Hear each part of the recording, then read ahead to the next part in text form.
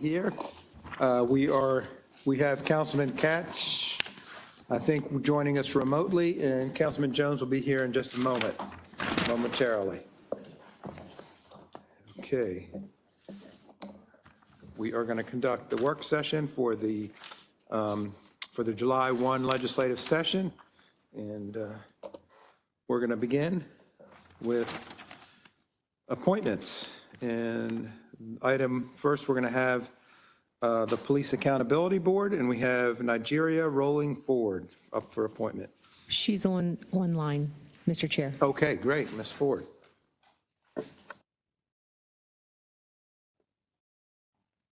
Hello. Ms. Ford, thank you for joining us. We understand you're here for Police Accountability Board. If you want to give us a little background and your interests, that would be super. Okay, so as I believe you already stated, my name is Nigeria Rolling Ford. I currently serve as one of the members of the Police Accountability Review Board. I am a member at large. Some of the other work that I do in the community is serving as the communications chair for the Randallstown NAACP, previous HOA president. Do I know a lot of folks don't like HOA presidents? And what else did I do? I'm a treasurer of Newtown High School's PTSA. To speak to a little bit why I would like to continue serving on the PAB is because I really believe in what we are not just trying to do, but actually doing, which is helping to foster trust between law enforcement and also the community. I initially applied, and I guess I'm reapplying for the same reason of wanting to make sure that we have a diverse body on the PAB. I find that when I'm in the community and I'm able to tell people that I serve in this particular role in my community, folks are usually surprised. Not everyone knows that we actually have a PAB.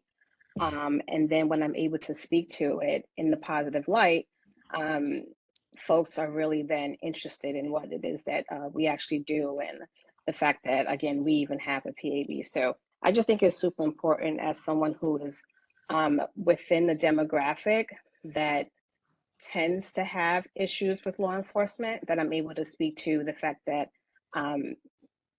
we are making change in the community, and also that there's ways to actually speak up and you will be heard if you do have issues.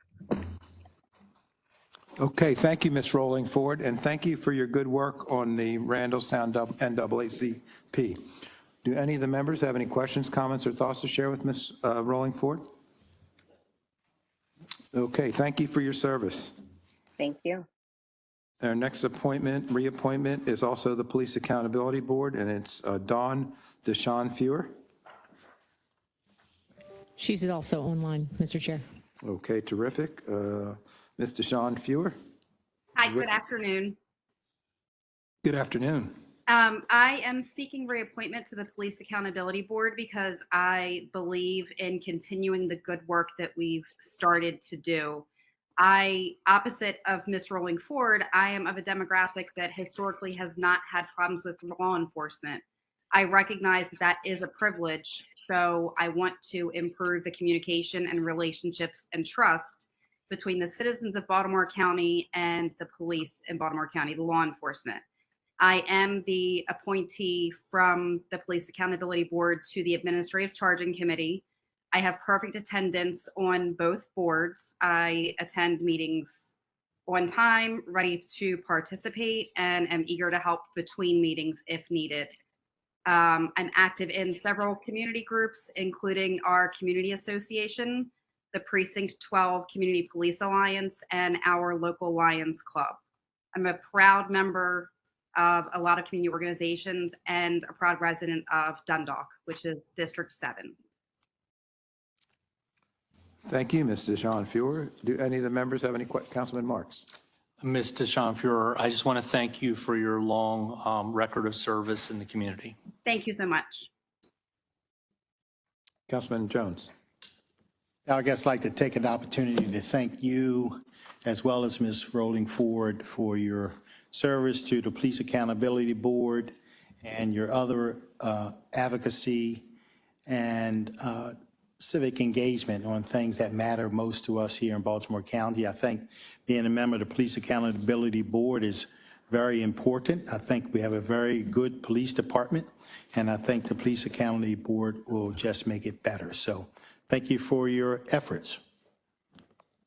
Okay, thank you, Mr. Jean Feuer, and our next appointment will be the Baltimore County Ethics Commission and Hunter Peel. Come on up, Mr. Peel.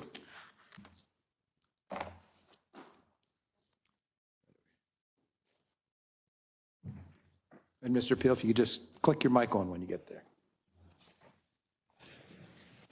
Good afternoon, Councilman. Thank you very much for the opportunity for allowing me to serve. My name is Hunter Peel. I'm a lifelong resident of Baltimore County. I'm also an employer. I own a law firm here in Towson, and I've been open for 15 years.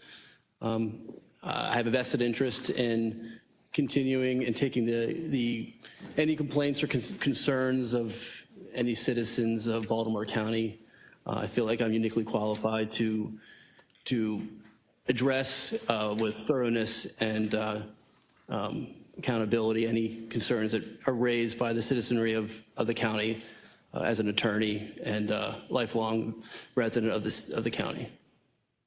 Thank you, Mr. Peel. Do any of the members have any questions, comments, or thoughts to share with Mr. Peel? Okay, thank you, Mr. Thanks. Peel.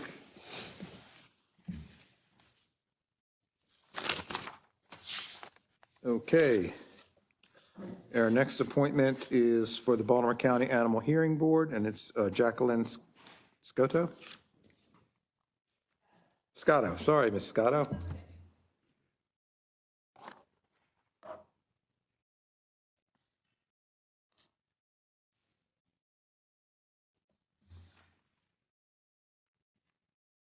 Hi, I'm applying for reappointment. I've served 2 terms. I think we make a positive impact. I like the work that we do.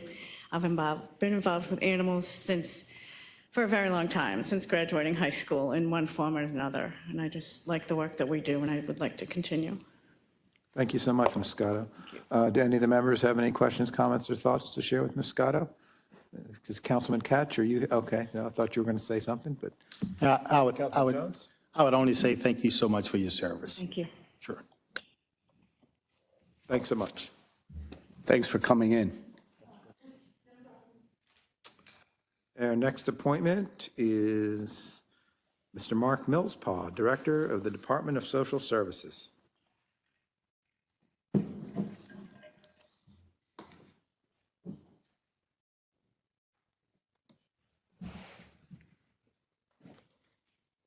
Good afternoon, Chairman Patoka and members of the County Council.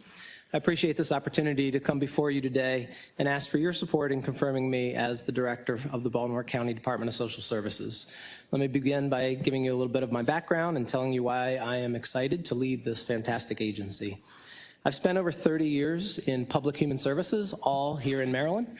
I actually moved to Maryland, moved to the Baltimore area right after college, and was hired by the Baltimore County Department of Social Services. I began as a caseworker. I had fantastic supervision, great training. I fell in love with the work and realized that the type of work that the Department of Social Services does is unique in that you can make a positive difference in someone's life every day you go to work. And I realized that that was something I wanted to dedicate my career to. After working for Baltimore County DSS for a couple years, I was given some opportunities that took me away from Baltimore County for a while, working for Baltimore City Department of Social Services, and then at the Maryland Department of what was then Human Resources, now Department of Human Services. In that role, I was there for about 8 years. I had the opportunity to visit every single local department in the state of Maryland. It's about 50 some offices, 24 counties, but 50 plus offices. By being able to go to all those offices and provide technical assistance in those offices, I was given an opportunity to really compare and contrast the service delivery methodologies and the outcomes that those offices were achieving so that I could further identify ways that we could do this work better. And so after doing that for a number of years, I got the opportunity to go to Baltimore City DSS in a leadership role. I led a team of about 800 employees doing economic assistance and workforce development services. And I implemented a program there called CenterStat, which was modeled after something I had done with the state called JobStat, which ironically fits very nicely now with the more Miller administration values about being data-driven but heart-led, using data to drive conversations, not as a got you, but as a catalyst for process improvement, has really resonated with me throughout my career. So I did that in Baltimore City. I then had the opportunity to go to Anne Arundel County for a few years in a leadership role where I got to expand that work into other program areas. And one of the things that I think gave me a unique perspective was being in Anne Arundel County during the Great Recession. After being in Baltimore City doing economic assistance for in an environment where there was institutionalized poverty, being in Anne Arundel during the Great Recession allowed me to see how good government can make a difference both in dealing with institutionalized poverty, but also with situational poverty. And so after doing that for a couple of years, I had the opportunity to come here as deputy director. I've been deputy director here in Baltimore County for 12 years, overseeing all operations within the Department of Social Services, Child Protective Services, foster care, adult protective services, all the economic assistance programs, as well as now the homeless shelters. So I think my background and experience prepares me for this work. As far as my vision for the department moving forward, I think that we have some great opportunities to continue our work around poverty mitigation. The governor has committed to ending childhood poverty, and that's work that I'm very dedicated to. I think the tools will be put in place and the resources put in place for organizations that have the right skills and leadership to make a real impact on reducing childhood poverty, and that's going to be a main focus of our administration over the next couple of years. I do also think that the department is a pillar in the community for customer service. We have 5 offices across Baltimore County, but I think we have some room to improve the customer experience in those offices, and that will be something that I will also be focusing on over the next couple of years if I am allowed to be in this role. So with that, I'm welcome to take any questions. Thank you, Mr. Mills. Paul, do any of the members have any questions, comments? Councilman Ertel? Oh, Councilman Jones. Yes, Mr. Millspaw, you talked about Anne Arundel County and being there during the Great Recession. What did you see that kind of gave you perspective, I guess, that was different from the city? So what we saw happening, boots on the ground in Anne Arundel County, which was also happening here in Baltimore County, was as the recession began, if you had a 2-income household and maybe one of the 2 breadwinners had 2 jobs, maybe they lost one of those 2 jobs. So income started to get constrained, but they still had income coming in. So they would come in for the Department of Social Services seeking, maybe the first thing they would apply for is Medicaid, because that has one of the higher income thresholds, and maybe they lost the job that had health insurance connected with it. So they'd come in for that benefit. These are people who'd probably never interacted with social services before. They didn't know the routine. They didn't understand why they were being asked all the questions. You know, we are stewards of the public trust, and so there are a lot of eligibility rules that we have to apply. And so we had to help people understand that process.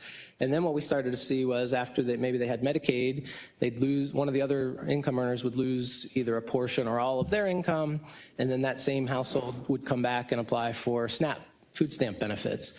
And then the particularly unfortunate would end up maybe a few months later or a year later coming back applying for temporary cash assistance or temporary disability assistance, which is really for extremely low income people. And so I think the lesson from that is multiple, but one is how do we prevent that from that cascading effect from happening, right? What can we do up front to better meet the needs of people? And fortunately, the federal government has changed some of those programs since those days. The food stamp program, SNAP, was actually used as a significant part of the economic investment that the Obama administration put forth, because the more SNAP dollars that are put into our communities, that money spent directly at local grocery stores. We here in Baltimore County put about $20 million a month into the pockets of Baltimore County residents to spend at their local grocery stores. That's 100% federally funded dollars being spent in Baltimore County through the SNAP program. So investing those dollars, knowing how to inform people of all the benefits and services earlier in the process so that they can hopefully stay with their heads above water and not fall completely down to those lower rings of the income ladder. Great, thank you. Councilman Jones? Yes, Director Millspaugh, I just want to, number one, I want to congratulate the administration on the excellent selection. And number two, I want to just congratulate you and recognizing, I've known you for quite some years. You've always been a constant professional, and I cannot think the administration can find anyone better to do that job than you. So congratulations, and I look forward to continue working with you. Thank you, sir. I appreciate that. Sure. Okay, do any of the members have any additional? Councilman Hatch. Yeah, thank you very much. I have a question regarding the role of social services in particular communities. And I'm thinking of communities where maybe the schools academically are not really progressing as they should, and maybe where crime is high. And, I believe that in those areas which have those kinds of problems, that social services can be a great asset in those communities to bring those communities together, to get people involved in their community. And so my question is basically, do you as a department have a relationship with the school system and with our Baltimore County Police?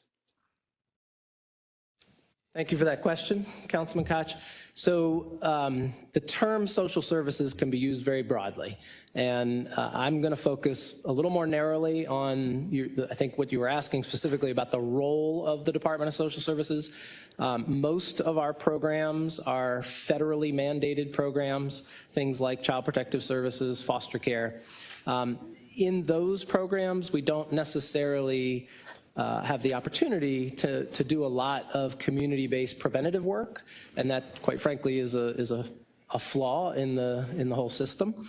That is changing with new investments that are coming from the federal government that allow us to invest dollars that we used to only be allowed to spend on foster care. We can now spend upfront to prevent children from coming into that system, largely by strengthening families in their communities and in their homes. And, I think we all know that strong families are the essential building blocks of strong communities. And so we are engaged in that work. We're sort of at the beginning of it because the money isn't yet flowing the way we'd like it to.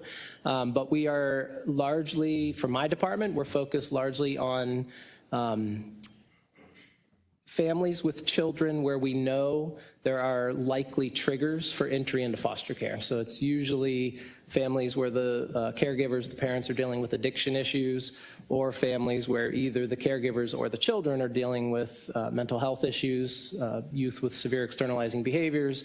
Those are the families we're focused on, and we're going out into the community offering preventative services, all evidence-based services, therapeutic type interventions. As for partnerships with the police and school, we very much have those partnerships. We oversee, we're the administrative lead for the Child Advocacy Center in Baltimore County. So we work very closely with the state's attorney, the police department, the health department, and DSS being the lead in that for all investigations of child abuse and neglect. We also work closely with the police department. We have a social worker embedded in the Essex precinct who focuses on domestic violence work. We partner with the police department in a whole range of other ways. The school system we also partner with. We provide some resources at some of the community schools. We're doing a lot of work around food security, and our food security coordinator partners with the schools, and we're trying to coordinate work between SNAP and the Free and Reduced Meals program. So there is a lot of partnership, but there's even more opportunity to do more. Yeah. Thank you very much for your answer. You make me more optimistic. Because I really do believe that bringing the police, the school system, social services, the health department, all coordinating efforts in the community can really have a very positive effect on that community. Because obviously I want all our children to be successful. And some of the environments that they grow up in don't facilitate success. And thank you very much for your perspective and what you're doing, because as I said, you've made me optimistic about the future. And I'm sure that we will see some results as time goes on. I know it's not going to be fast. I know that. But, the success, if we can rescue, X number of children instead of all of that, we're headed in the right direction. And I thank you so much. Thank you, Councilman Catch. Any members have any additional questions? Mr. Mills Paul, I'm just going to say that I've enjoyed working with you. I think highly of you. The experience I've had with you has always been positive. And also, I would be negligent if I didn't point out that you have an outstanding partner that helps you with food security issues, and that the talented Ashley Wallington. Hello, Ashley. Sorry we stole her from you. Yeah, thanks. I still remember that. I'm still going to affirm your nomination, even though you did. Thank you, Mr. Mills Paul. All right, thank you.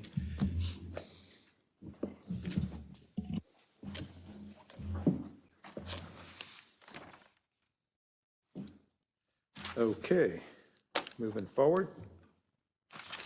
We are going to move to Bill 3724, and this is a bill that I am sponsoring. And it is to put on the ballot a change to the county charter to grow the council, the size of the Baltimore County Council from 7 members to 9 members. And so to do that, we need a majority of the voters in Baltimore County to affirm that charter amendment. And we are going to hear testimony from several people on this.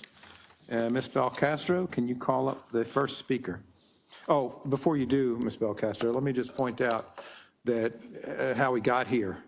Back in the fall, the council approved a resolution to create a council structure work group. That work group came up with a set of recommendations. After a meeting, they met at a level that was beyond what they were mandated to do in the resolution. They met on the east side, they met on the west side. They have several meetings here. They went virtually, in person. They deliberated between keeping the council members at 7. They looked at 9. They looked at 11. They looked at even 13 council members. They looked at whether we should have at-large council members or those that are assigned geographical boundaries. And so at the end of the day, they came up with a recommendation that said, we recommend adding 2 council members in the 2026 election. And so to get there, we need to have a charter change in the 2024 election this November. There's a tight timeline. Everything's in order to get on the ballot. We need to finish up, I think, by July 30th. Is that right, Mr. Secretary? So July 30th. So they did a great job in terms of meeting some very difficult time challenges. And so here we are today, and we're going to hear testimony from folks. I know there's different levels of interest on this, and so today we're going to hear some of that. So with that, Ms. Belcastro, first speaker, please. Our first speaker is Caitlin Klim-Kellner, who is Okay, Ms. online. Kellner. Good afternoon, Chairman Patoka, Councilman Ertel, and members of the County Council. For the record, my name is Caitlin Klim-Kellner. I'm a lifelong multi-generational resident of Overly Fullerton in the 6th District, a community leader and advocate, and I ran for County Council in 2022. I support Bill 4724 with some amendments/changes. I applaud the County Council for moving forward to expand the number of districts and representatives. However, I worry it is too little too late for considering just adding 2 more seats. Having 11 seats would allow for smaller districts and more attention on areas that are in need, such as my own community and neighboring groups. I cannot tell you how many times I have heard as a community leader how much better life was when the council person had a smaller number of constituents and lived around the corner. With districts the size that they are now, around the corner can be a Beltway drive away. People are shocked when they hear how many constituents one councilman has. Sadly, you can drive through any of the 7 districts and you can see that there are areas that receive more attention and funding than others. One individual cannot be everywhere. And while 2 more districts is better than nothing, just 2 more seems like a Band-Aid to a wound that needs stitches. I also look at the Exhibit A map and I am worried about the redistricting of the 6th district. As a community leader, I hear from residents that we must fight and be loud because if we aren't, then our community will lose to other communities within the district. As a candidate, I heard it's great that I'm concerned about areas in need, but I needed to focus the bulk of my goals for one particular area of the district. We shouldn't have communities pitted against one another for attention, focus, or funding. We should be working together. We need to build a longer table, not a higher fence.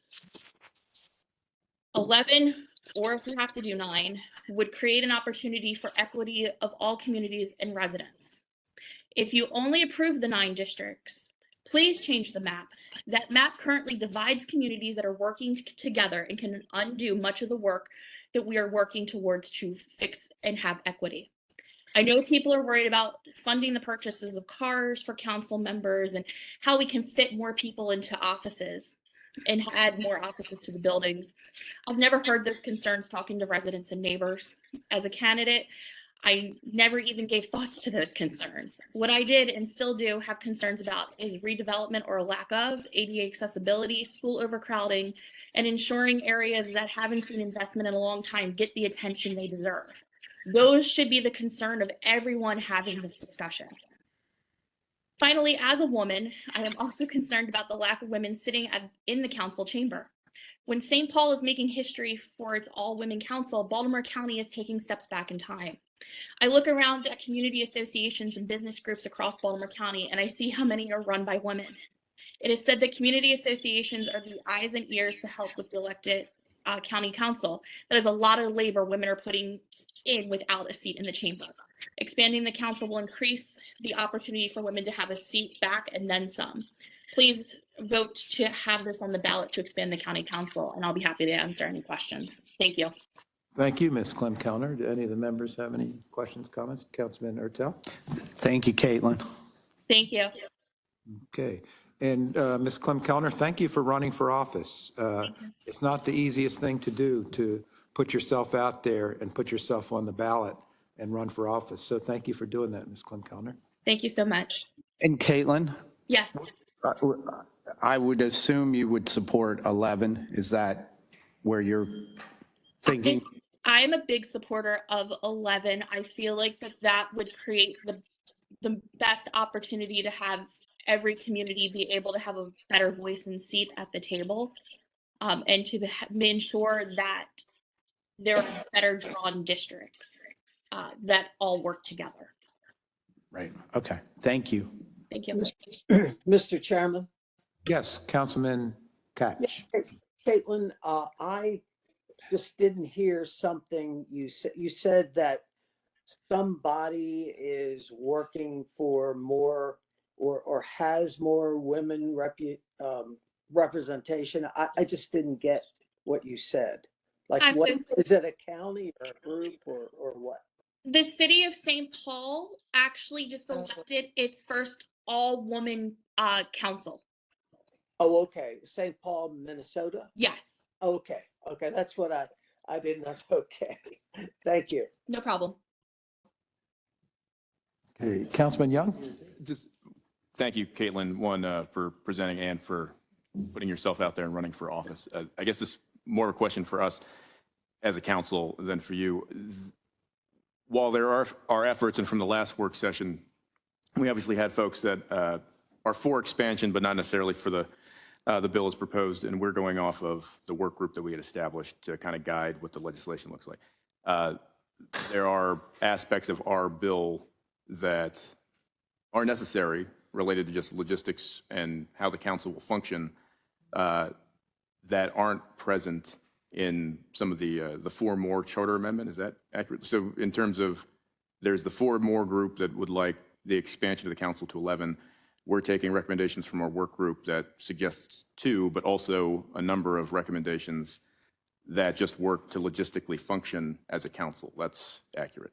Yes. So even if this were to pass and the members of the community that are working towards 4 More and the petition, they could still do the petition, and if they are successful, that would be on the ballot for 4 More, potentially either this election or the next election, but the infrastructure would be set up in place to prepare for and the inevitability or that chance that they're successful at 4 More. Is that an accurate statement, General? I mean, that's Yes. right. Okay. I just wanted to be clear, too, from the previous conversation of the work group for concerns that were brought up and criticisms, that there's more to this bill than just the expansion. There's also the logistical side of how the body would function with the expansion of 2 or 4 to prepare for that. So I just wanted to make sure that was clear, too, but thanks for the opportunity. Thank you, Councilman Young. Thanks again, Ms. Klim-Kellner. Ms. Belcastro, next speaker, please. Our next registered speaker was Karen Breathwaite Yarn, but I have not been able to locate her. she's here in person. Oh, she's here in person. Thank you very much.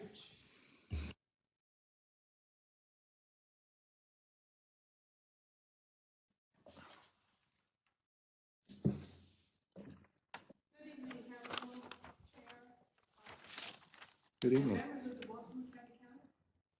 My name is Karen Braithwaite Yarn. I am a private citizen who has volunteered for both 4 More for the last 2 years. I strongly support increasing the number of county districts. Therefore, I must oppose an increase of only 9 districts, as proposed by Bill 2020.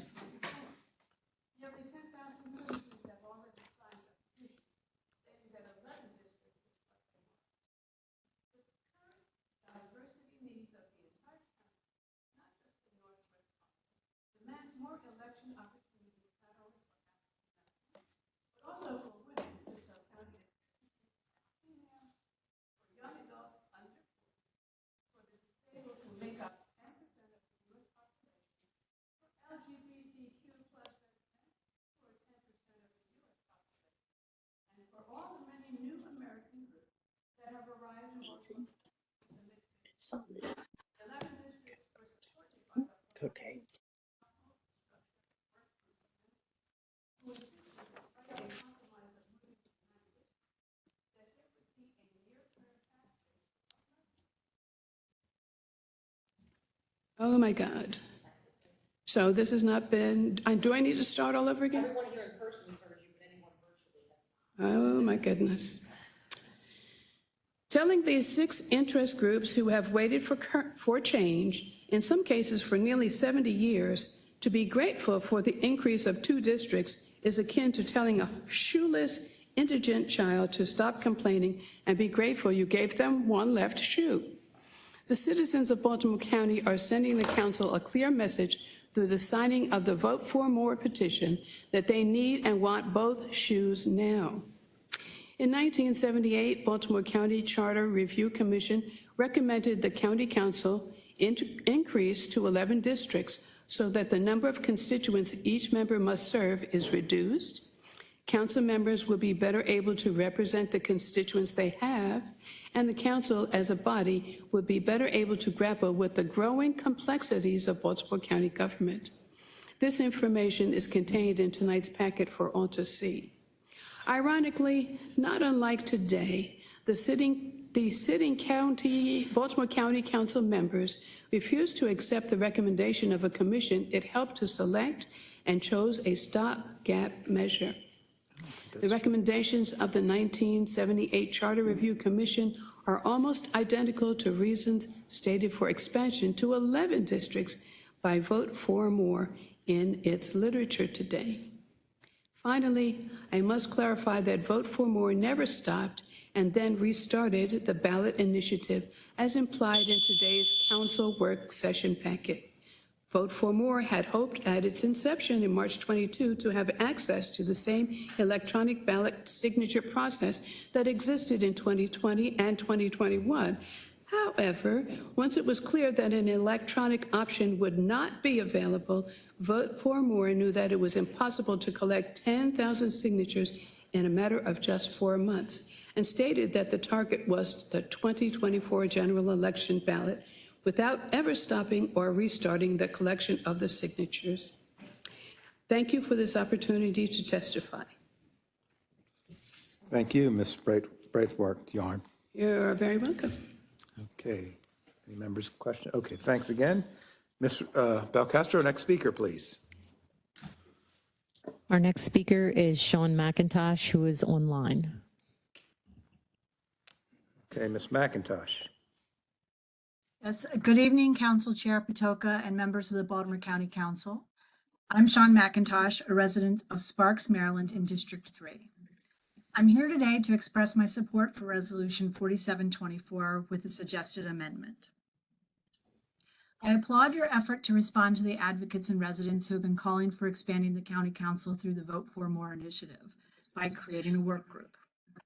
I watched the work group meetings diligently, and it is clear to me that the majority of members wanted to increase the size of the council, but that there was not consensus on whether the expansion should be 9 or 11 seats.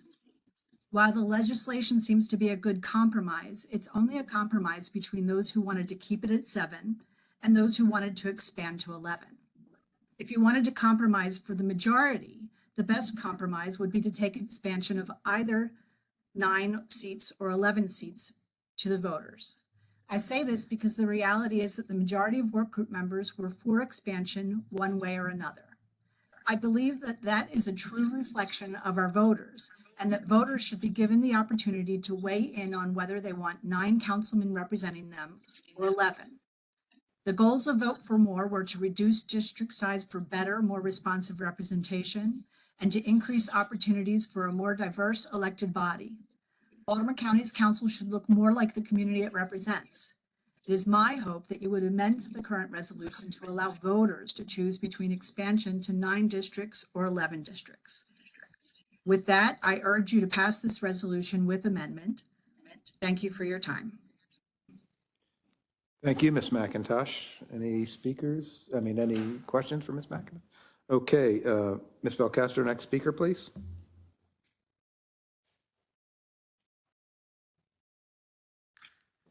Our next speaker is Rose Kinder, who is also online. Okay, Ms. Kinder, welcome.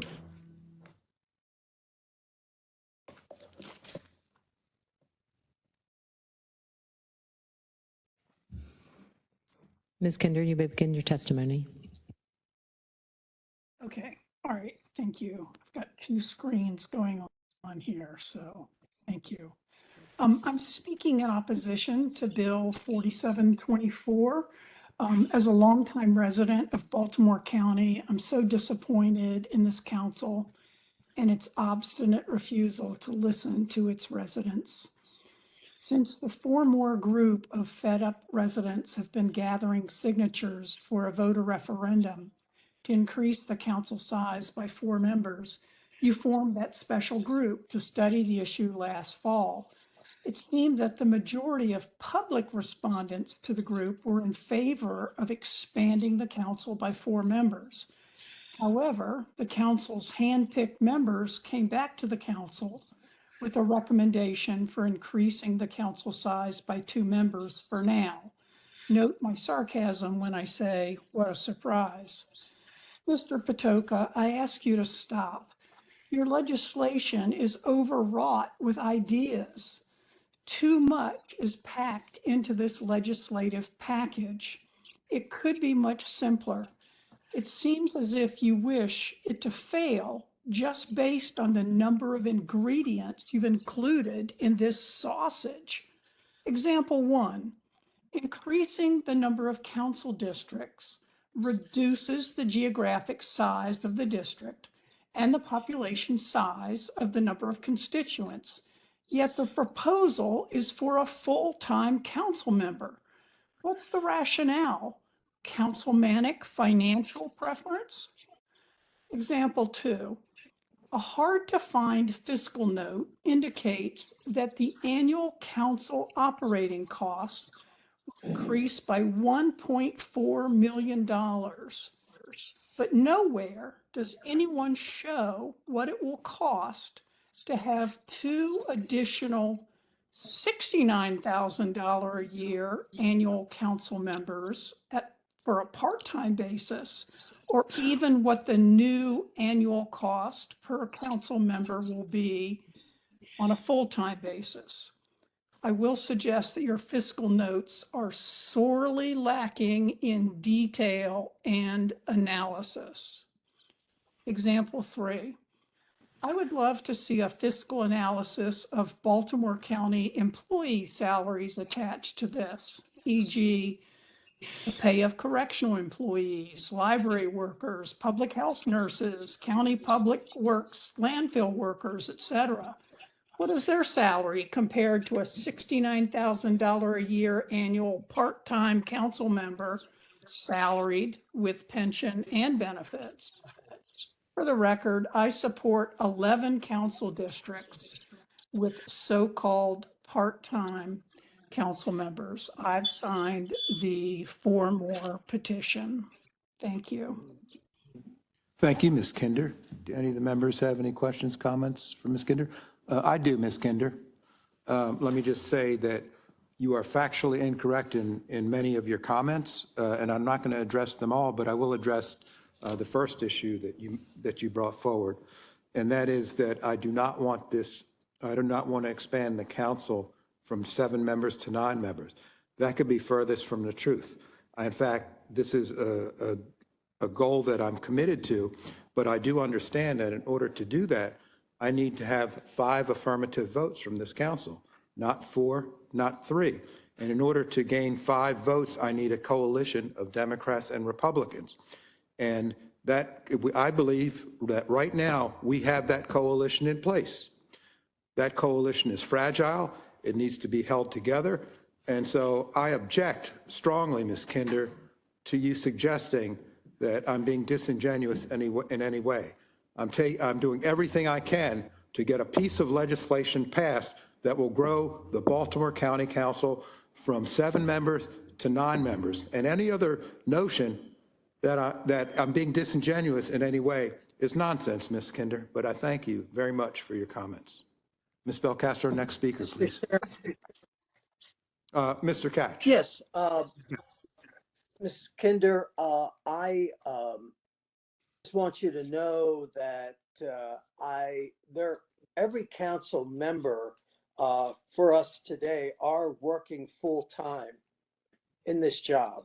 We each have 123,000 constituents, and in order to represent them properly, believe me, we put in many more hours than a full-time, a person in a full-time job. So there's no question about it. We're full-time, and we might as well be realistic about it and make it legally a full-time job, because it is. Thank you. Okay, thank you, Councilman Cash. Any of the members have any additional questions, comments, or thoughts? Ms. Belcastro, next speaker, please. Certainly, Mr. Chair. Our next speaker is Ann George. Ms. George.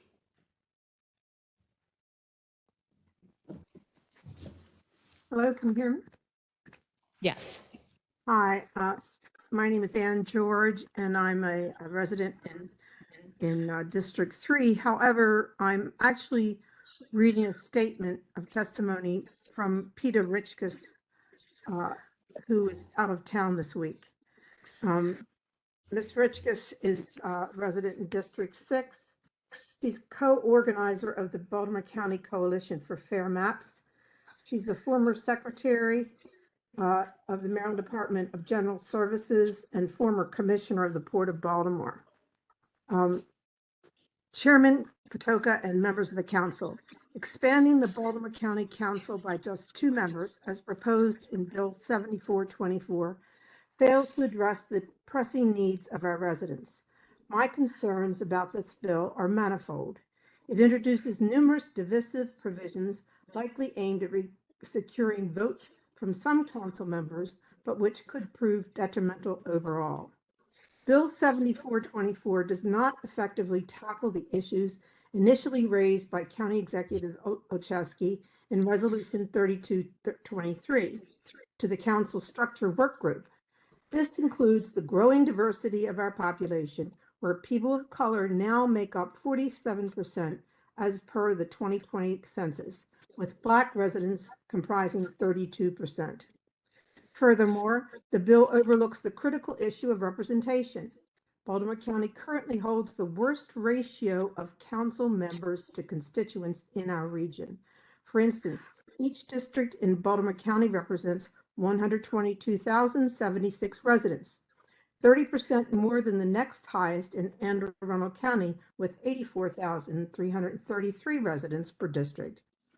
Moreover, Bill 7424 undermines the transparency of the redistricting process by reducing public participation and handing more control to the council.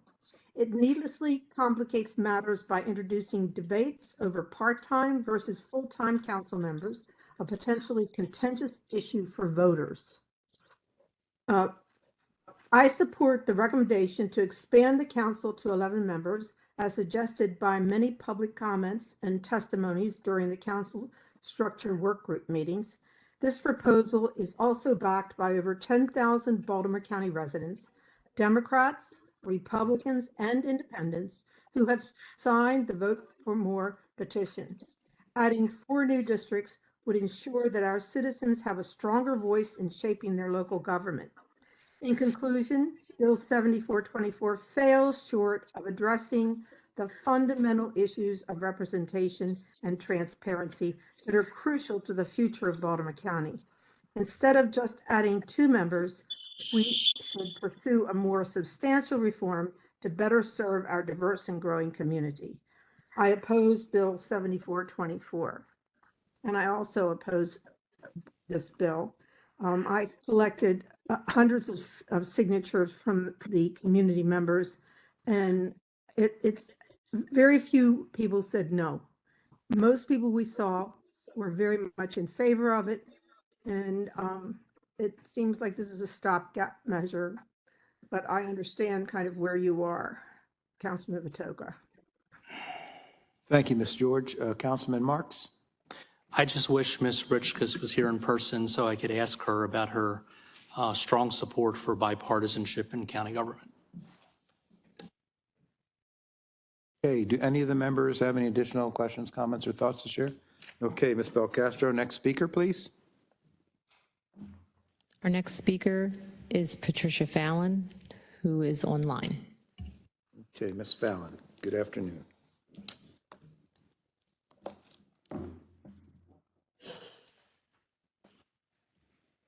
Ms. Fallon, you may begin your testimony.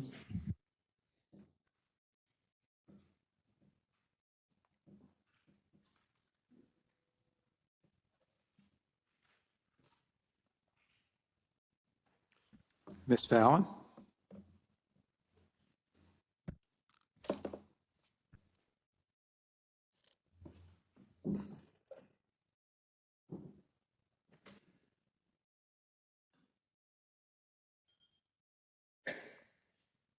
Ms. Fallon, can you hear us? Do we have any additional speakers, Ms. Belcastro? She was the last speaker, Mr. Chair. She's not muted, and she is on as a panelist. I'm not quite sure. Why don't we go to the next item, and if Ms. Fallon comes back, we will bring her back on. Okay. Okay. So we'll bring her back when she comes back on. Okay, we're going to go to item We're going to go to a memorandum of understanding, Board of Trustees of the Community College of Baltimore County. Instructions for public safety employees. It says Scott Ebert here, but you don't look like Scott Ebert. You got me. Good morning. I'm sorry. Good afternoon, everyone. For those who know me, I'm Assistant Chief Marcus Johnson. Scott Ebert was supposed to be here, but he's enjoying some family time, so you got me for a few. We respectfully ask for your approval to renew the Memorandum of Understanding between Baltimore County Community College CCBC and on behalf of the Baltimore County Fire Rescue Academy. The purpose of this agreement is to provide members of the Baltimore County Fire Service with opportunities to participate in higher education programs, including emergency medical technology, paramedic, and leadership development. In return, the fire department will serve as the primary field clinical site for affiliated career and volunteer members enrolled in EMT and paramedic program. The proposed agreement will be effective for approximately 2 years from the date of approval of this MOU to June 30th, 2026. The MOU will automatically renew one time at the end of the term for a period of 1 year unless terminated on or before July 1st, 2027. Currently, the fire department is responsible for an annual fee of $40,000 to CCBC each fiscal year in support of the MOU. The annual fee will increase by $5,000 each year throughout the 3-year term of the MOU. This aligns with the increased cost of the associated program. This partnership will provide the citizens and visitors of Baltimore County a professional and well-trained fire service by providing quality higher education and a means to achieve state and nationally accredited advanced life support programs and certifications.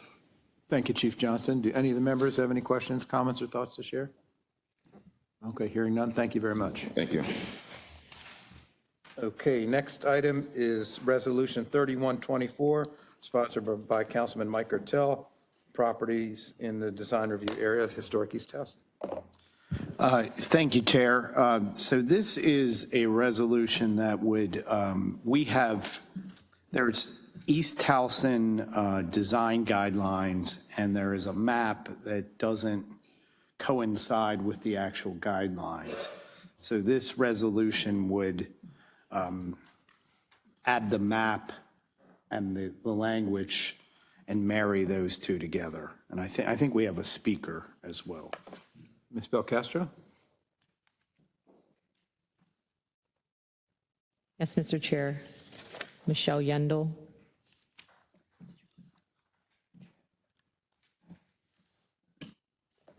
Can you hear me? Yes, we can. Great, thank you so much.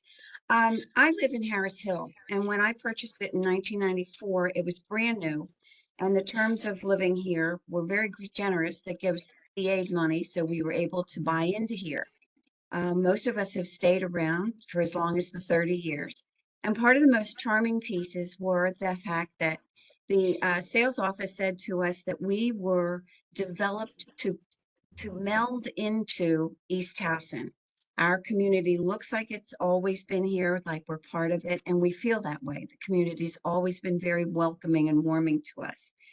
We'd like to stay that way, and the fact that we don't have standards that match everything on the maps is very confusing to everyone. I think it's really important.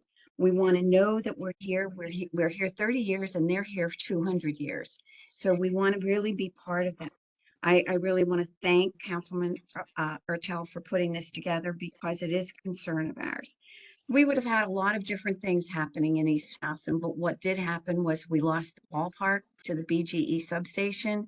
We have the Towson bypass that has done its best to come through and cut us in half, but nothing has done that. This map will ensure for us that the standards are applied equally and we are one community as we know we are. It's not very complicated, and I really would appreciate any consideration that the council could make to simply pass this. That way we will have less of a concern as we go forward and we do things and we develop a little bit more, or we change things to a tiny bit. We'll all do it in unison. And I think that's really what to us. We just want to put our neighboring community and their new neighbors back together on the same map. Thank you very much. Thank you, Michelle. Thank you, Ms. Yendel. Do any members have any questions, comments, or thoughts for Ms. Yendel? Thanks again. Ms. Belcastro, next speaker, please.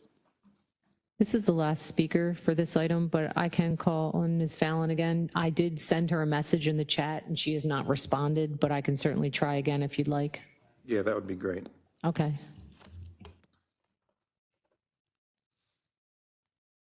Hello, I'm here. I finally got unmuted. Thank you. Fallon's here. Hi, this is We can hear Patricia you, Ms. Fallon. Fallon. I just got unmuted. Thank you.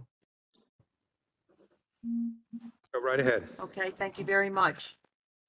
I'm Patricia Fallon. I'm chair of the Baltimore County Republican Party, and I'm speaking in support of Bill 4724, the expansion of the council to 9 seats. Bill 4724 looks reasonable and fair. The redrawn map provides better representation for the citizens of the county and maintains a fair and balanced split on the council of Republican and Democrats. It provides strong representation of the East Side waterfront and business community and an additional strong representation to the West Side community. It brings together and provides a strong and united representation for the rural agricultural community of northern Baltimore County. The additional modifications and conditions of the bill, including mapping revisions only after a census, changes to the composition of the Department of Planning and Board of Appeals, are all reasonable and further improve the representation of the people on those boards. Therefore, the Baltimore County Republican Party is in favor of the expansion to 9 seats of the County Council and believes that it is in the best interest of the people of the county. Thank you so much. Thank you, Ms. Fallon. Councilman Marks? What a breath of fresh air.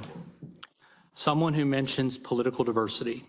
Someone that mentions that Republicans and independents and Democrats can all work together and that all viewpoints should be represented on this county council. What a breath of fresh air. Diversity is a lot of things, and I'd like to thank Ms. Fallon for testifying. Thank you, Councilman. Thank you, Ms. Fallon. Any additional comments, questions? Okay, so we've completed the speakers for. Mr. Chairman. Yes, Councilman Cash. Yeah, thank you, Mr. Chairman. And I have a question for our secretary. I know that in this bill that it includes a redistricting map. Between now and should the voters approve this question, and I know the map will not be subject to a vote by the voters, it's just the expansion will be voted on by the voters.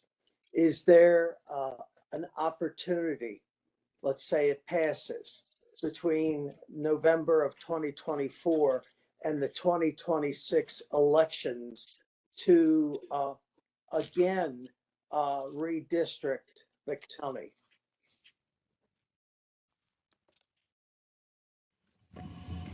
Mr. Catch, according to the bill, no, there is not.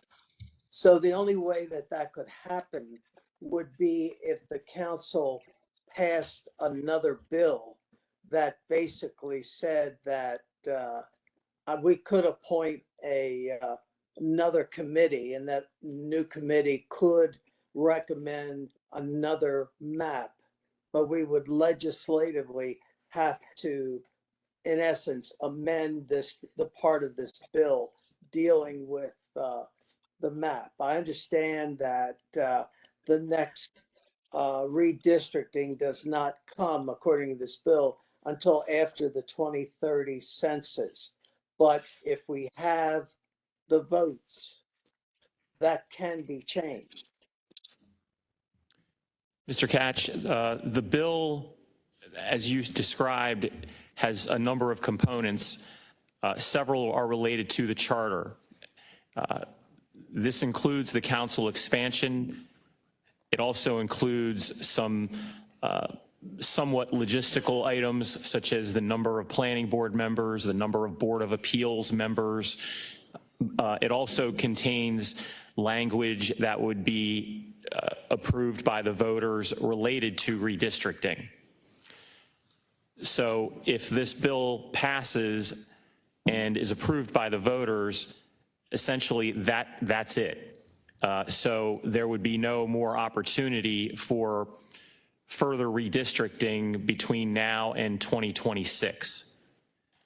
Okay, so what you're saying is since the voters will be voting on these changes to the charter, then that's what's going to prevent a redistricting from 7 to 9 should the voters pass it.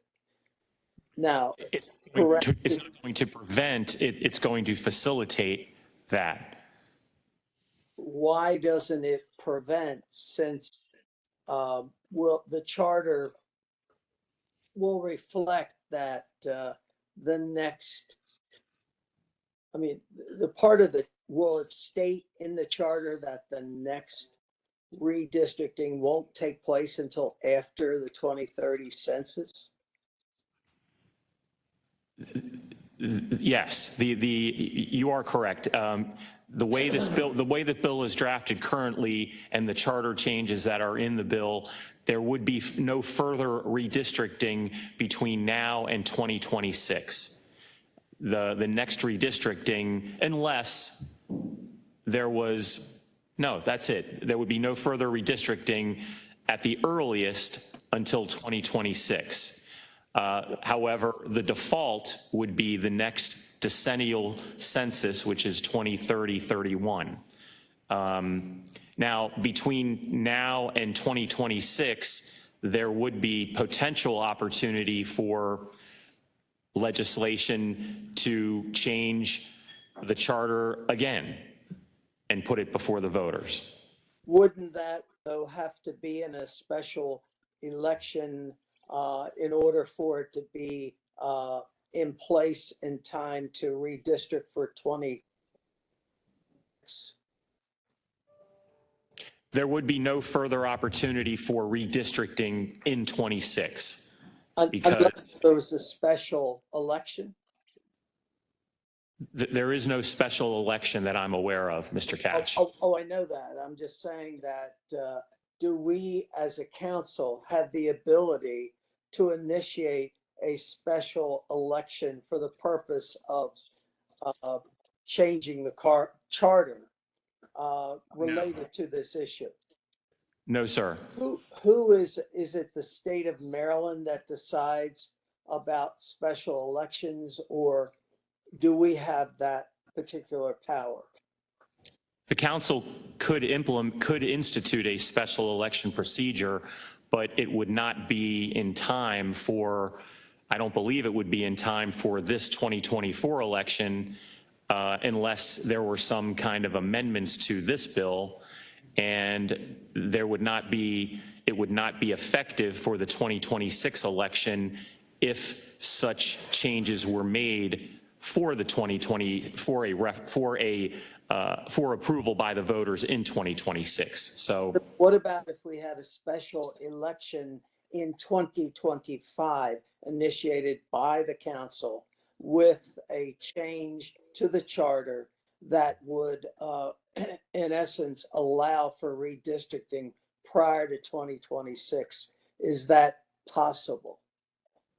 There is no provision in the charter for a special election.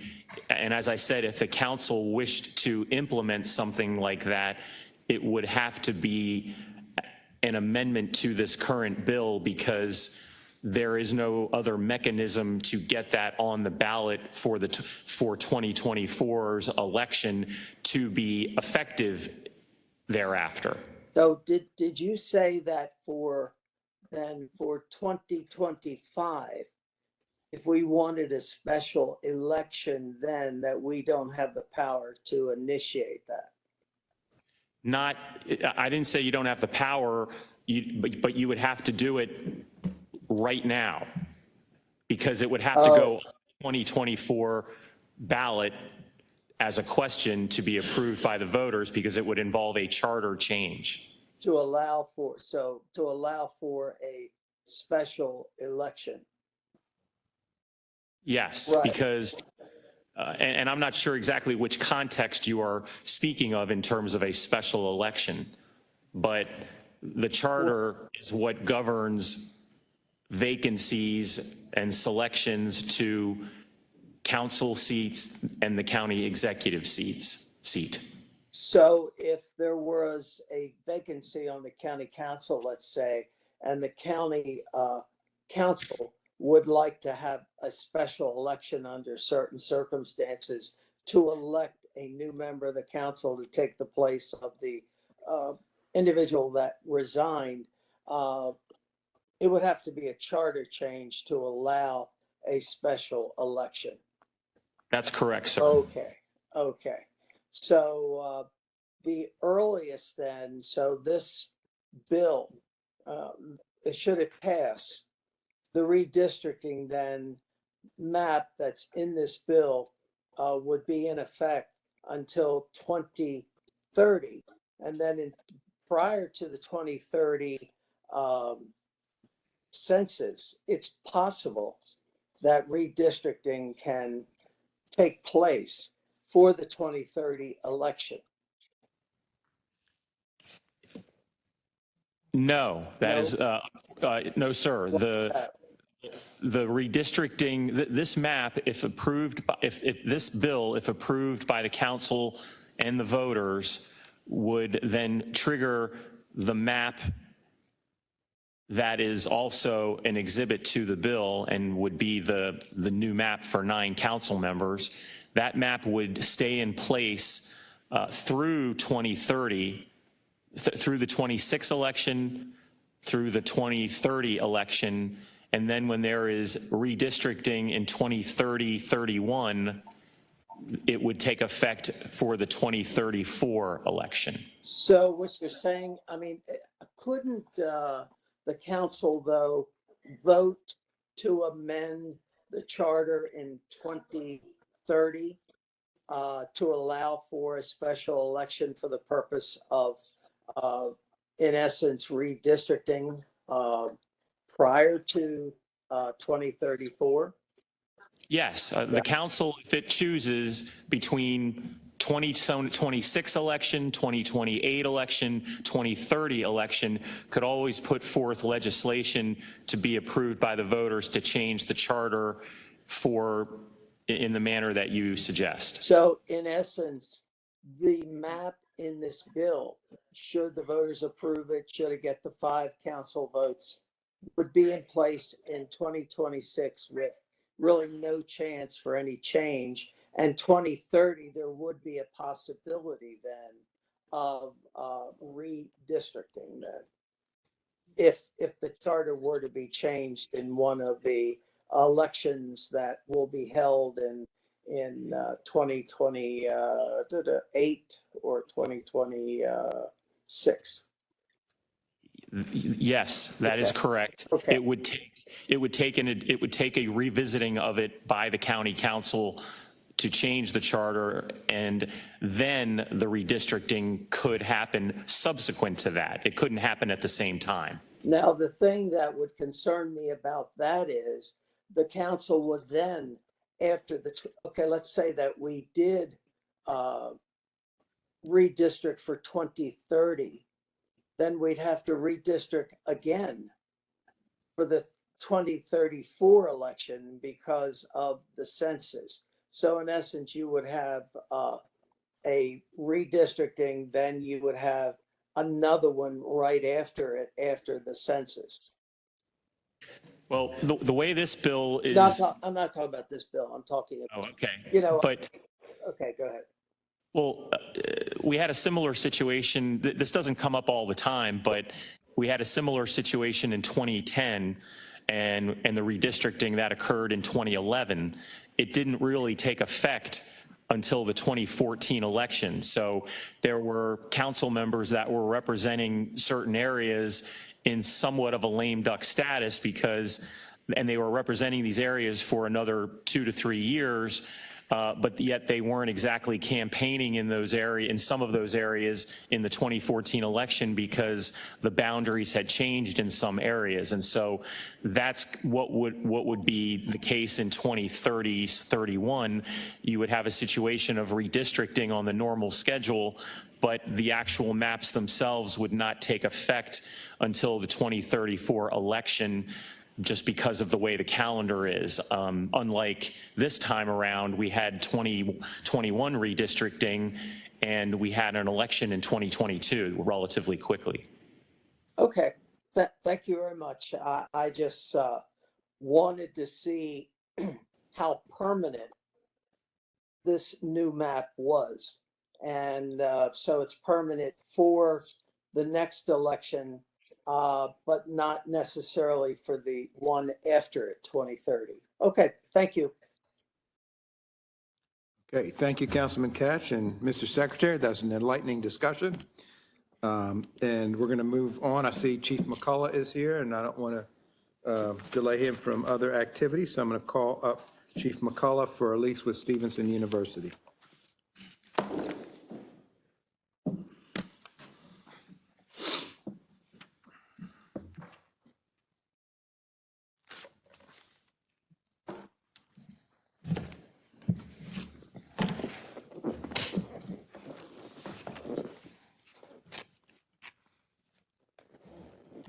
Good evening, Mr. Council Chair and the council. I want to first thank the council for your continued support of the police department and your support of public safety in Baltimore County. The police department's excuse me, seeking a new lease with Stevenson University. This agreement provides for property lease of 44,570 square feet of various buildings and classroom space of Stevenson University Green Spring campus for use as training facilities for the police and fire departments. This lease will allow both police and fire the opportunity to expand their training classes by increasing the class capacity sizes to reduce vacancies and ensure more staff can be placed in the community in a more expedient fashion. This agreement shall commence on July the 2nd, 2024 and continue through June 30th, 2029. The county shall have the option to renew the lease for an additional period of 1 year upon the same terms and conditions.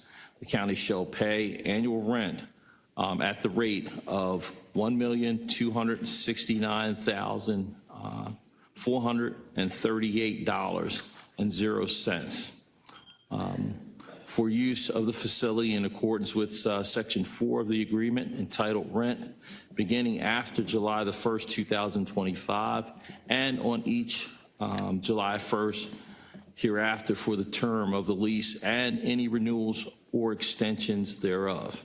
The rental rate for the premises shall increase by the greater of the CPI-U or 5% per annum over the rate charged for the immediately preceding 12 months.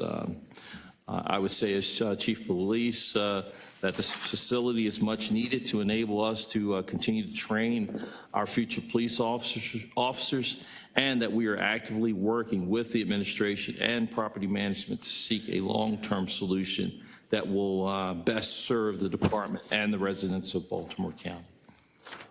Thank you, Chief. Do any of the members have any comments, questions, or thoughts for Chief McCullough? Okay, hearing none. Thank you so much, Chief. Thank you. Keep up the great work. Thank you, sir. Okay, our next item is Resolution 3424. Council members Crandall, Jones, Young, and Marks. Councilman Young. Thank you, Mr. Chairman. Resolution 3424, I believe Councilman Crandall had referenced it previously, would be an endorsement of the goals of the 9/11 Saves Act of 2023. In the House of Representatives, it's 6319, and enhancing first response act in the Senate, 3556. Generally, there's an effort to make sure that we're recognizing 911 operators as first responders as they've been in action, serving in that capacity, but in terms of recognition, and one for benefits, but also just for recognition, they've been sort of left out while still engaging with and suffering from some of the same issues of PTSD that first responders that are in the field suffer from. After attending a screening of PTSD 911 hosted by Baltimore County first responders, is clear to myself and Mr. Crandall that we should do something to support that effort. And seeing as how one of the folks that was represented in that was from Maryland, and we wanted to put the resolution in to give an opportunity to show our support for that effort. Thank you, Councilman Young. Any of the members have any questions, comments, or thoughts? Mr. Chairman? Councilman Jones, then we'll come to you, Councilman Catch. No, I just wanted to congratulate, at least recognize Councilman Crandall as well as Councilman Young for going to look at the presentation, looking at the movie and reporting back and bringing forth the resolution. Clearly, it is needed. There's a hodgepodge all across the country as it relates to 911 operators. Some of them are separate. Some of them are actual police and firefighters. And clearly, they are members of the first responder community. I know firsthand, having been in charge of a 911 center, that they have to get it right each and every time. And it is extremely stressful when there's a caller on the other end who needs help, and all you can do is talk to them and dispatch the equipment to help them, but you're the one to stand on the line trying to calm them down or try to assure them that things are going to go well, when in fact, unfortunately, many times it just doesn't go well, and that's why they call it 911 in the first place. So I certainly support the resolution and hope Congress acts in a positive manner. Thank you. Thank you, Councilman Jones. Councilman Catch? Yeah, very quickly, Mr. Secretary, I'd like to be a sponsor. Would that take us up to 7? I didn't count when you were reading the names. 1, 2, 3, 4. No, you would be number 5. Okay. Well, I'd like to be number 5. Okay. So, and Mr. Secretary, I'd like to be number 6. Yes, sir. Councilman Ertel, are you going to be I'm going to hold out. No, I'm kidding. I'll go with 7, right? It's a great bill. Great sir. resolution. This will So be it's an all council resolutions. Perfect. Perfect. Okay, thank you, Councilman Young and all the co-sponsors. Our next item, we got a little bit off track here. Our next item is Director Kevin Reed, Bill 4424, Employees Retirement Systems. Good evening, Mr. Chair and council members. Bill 4424 is a request from the administration that is a result of our ongoing labor agreements for FY25. Please be aware that there are amendments that have been submitted. I think they are posted online as well that will be part of this bill. I can outline what this bill does with amendments. For our FOP, or Fraternal Order Police Lodge 25, our deputy sheriffs, this section increases the accrual for retirements for deputy sheriffs retiring with less than 20 years of credible service for members hired prior to July 2007 from a split benefit or the 55th denominator for service years prior to July 1, or the 70th denominators for years on or after July 1 to the 55th for all years, since the majority of these are in their second career and have the 20 years of service, that there would be no cost impact to the members and minimal otherwise. Likewise, this will increase the accrual for retirement for deputy sheriffs with less than 25 years of credible service for those hired on or after July 1 of 2007, from the 70th denominator to the 55th for all years of service. These members would pick up an additional cost of this benefit through an increased contribution rate of 2.3% to their contribution to the pension system effective this July, which will make this virtually cost neutral. As far as any reference to the IFF Local 1311, I'm sorry, this labor negotiations have not proceeded at this time, and they have not ratified their contract, so anything in reference to that will be stricken from the bill. And finally, FOP Lodge 4, police officers, this is changing the minimum disability percentage from 50% of average final compensation to 66.67 for police officers. There is an amendment not to increase the contributions, as the police officers gave up other savings elsewhere with their gun allowance. And I'm happy to answer any questions. Thank you, Mr. Reed. Do any of the members have any questions? Councilman Jones. I certainly support the bill. Clearly, increasing the pension system for members of public safety is very important, and it will go a long way in terms of making us competitive with other jurisdictions. I come from a jurisdiction where it's 20 and out. 20 years gets you 50%, and then you build on top of that. So thank you very much. Thank you, Councilman Jones. Any of the members have any additional questions, comments, or thoughts? Mr. Chairman. Catch. Yeah, hi. Kevin, quickly, and I know I asked this question 2 weeks ago, but let me ask it again. Let's say for county employees who are in the 70 system today, and they would like to switch to a 55 system, would a 2.3% payment from those employees be revenue neutral? Councilman, that's something we would have to have our actuary run and do that full analysis. And with the population as large as the general government employees combined with our other costs associated with OPEB, that and our funding status, that's something that we'd have to compile all those costs and do a further really in-depth study, and not something we've done at this time. So with the group that's being covered by this bill, the analysis was done, and the end result was it was basically revenue neutral, correct? When the deputy sheriffs increased their contributions, yes, sir. And so there may not be a correlation between the 2.3 for that group and the general group of county employees who are in the 70 system, should they want to go to the 55. Now, is this voluntary or is this mandatory for all of these, the sheriffs? This is mandatory for, as agreed upon by their union moving forward. Okay. Is it possible? I know on the state level it did happen. Is it possible to make it elective? I do not think that is what the union agreed to. Oh, no, I'm not. That's not what I mean. All I mean is, let's say that we were to determine that for your general employees that it was revenue neutral. Do we have the ability to make that an optional, an option in essence? I know on the state level, at one time, the payment to the retirement system was 5%, and they raised it to 7% for people who wanted the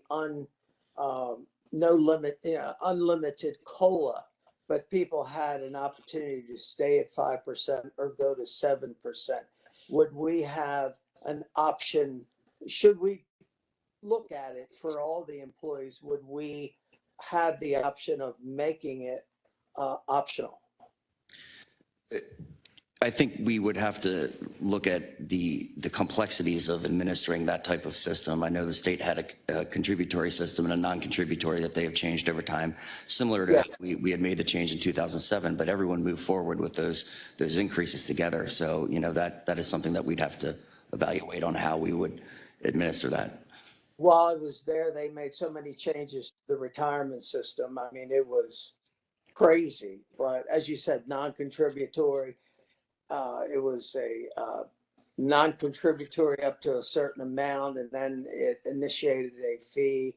I mean, there were so many retirement systems in place at one time or another that it was very confusing. So I know what you're talking about. But thank you very much. I think that as a county, we really do need to take a look at this. And if it is revenue neutral, I think it might be beneficial for us to pursue this. So thank you very much.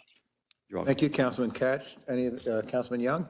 Thank you, Mr. Chairman. Just wanted to ask, I know you referenced amendments at the last work session. Are there any new amendments, or all of these that are referenced are these your amendments?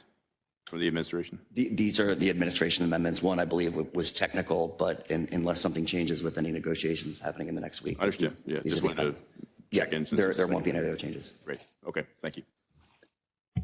Okay, any additional questions? Ms. Belcastro, any speakers on this item? Yes, Mr. Chair, we have one speaker, Dave Rose, and I'm hoping that he is on by phone. Mr. Rose? I am on by phone. Can you hear me? Yes, okay. You may begin your testimony. I heard Mr. Reed's amendments, and Ms. Hewitt was kind enough to give me the updated version of the bill this afternoon. And in going over both, the FOP is not in opposition to the amendments and in favor of the bill. Thank you, Mr. Rose. Any questions, comments, or thoughts from Mr. Rose? Okay, thank you, Mr. Rose. Thank you. Any additional speakers, Ms. Belcastro? No, Mr. Chair. Okay. Next item is Faith Thomas, real estate compliance.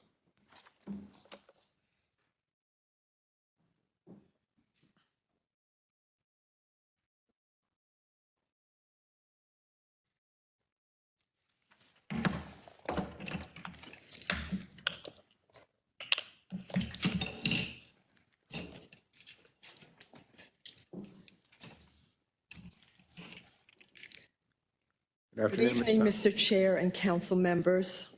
The administration is requesting approval of a contract to purchase a portion of the property of Ajaz Janjua and Suleiman Ajaz Janjua, located at 6745 Windsor Mill Road, to acquire 2,086 square feet of property as the highway widening area and to compensate for a temporary construction area of 1,791 square feet. The contract amount is $9,060, which is based on the appraisal conducted by Everett Benfield Associates. This is part of the project for the construction of a sidewalk on the Windsor Mill Road project. Thank you, Ms. Thomas. Any members have any questions, comments, thoughts, Chair? If not, hearing none, Ms. Thomas, thank you very much. Thank you. Okay. Next, we're going to hear for the law firm of Tantliff and Hartlove. It's not really a law firm, it's just two talented employees from the Baltimore BCPS.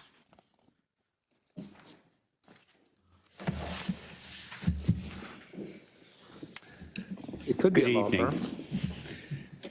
BCPS is requesting approval of a general fund appropriation, a BAT of totaling $56.1 million. The BCPS budget consists of 13 separate appropriation by activities prescribed by the Maryland Department of Education. Transfer of funds between activities requires approval from the Board of Ed and County Council. The board approved this BAT on June 11th.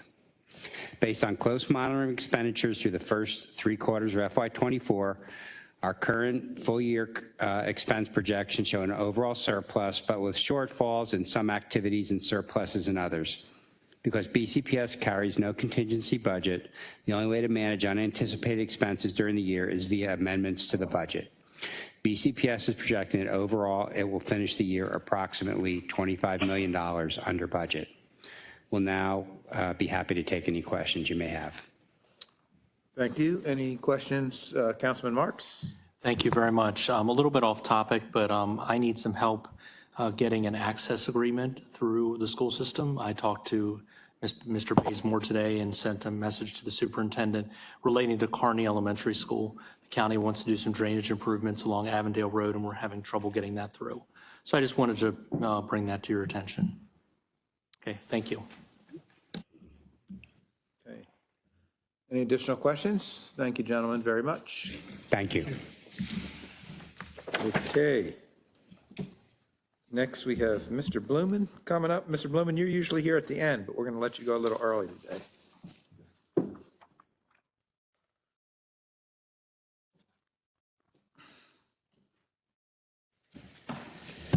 Good evening, Council. As the owner and operator of over 150 buildings, the county has identified the need to reduce energy consumption and save associated energy and maintenance costs, which can be done through an energy performance contract, a budget-neutral approach to make building improvements and increase operational efficiency. In November of 23, the county executed a contract with Noresco to conduct a comprehensive energy audit, which is the first phase of an EPC, for the following facilities: county office building, historic courthouse, and the detention center. The county recommends to add the public safety building into the scope of services through this proposed amendment number 1. The objective of this audit and study services is to identify technical solutions and provide a definitive cost estimate for the savings from the proposed energy conservation measures. The original contract provides that in the event the county does not proceed with the implementation of phase 2, which is design and construction, the county will pay Noresco, the contractor, a backout fee.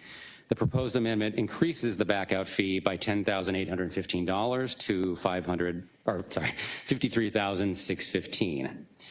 If the county does proceed with phase 2, the contractor will incorporate the full cost of the phase 1 study into the subsequent contract, which will be presented at a later date. We anticipate December. The term of the agreement will be effective when executed by the county and will continue to the final acceptance of the phase 1 study, and the study is due in October of this year. I can answer any questions at this time. Thank you. Thank you, Mr. Blumen. Do any of the members have any questions, comments, or thoughts for Mr. Blumen? Thanks. Mr. Chairman. Oh, Councilman Katz, sorry about that. Just quickly, with the contract, would the contract go to, okay, once you have studied the efficiency of the system, is recommending the installation of solar panels, could that be part of a solution? Yes, we're looking at that, or the contractor's looking at it for the detention center, the Bosley section of the roof. It's a big flat top, and we're also looking at county office. We removed it for public safety building because that was a high cost measure that would have made the economics kind of bad. So yes, for detention center and county office building. Good. That's a step in the right direction. Thank you. Thank you. Any additional questions for Mr. Blumen? Thank you, Mr. Blumen. Thank you. Okay, next item is Ms. Buckler, DPWT.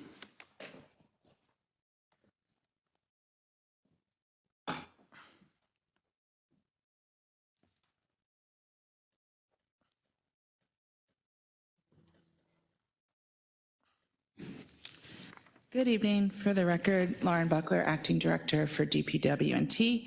I have before you an item that is an emergency item.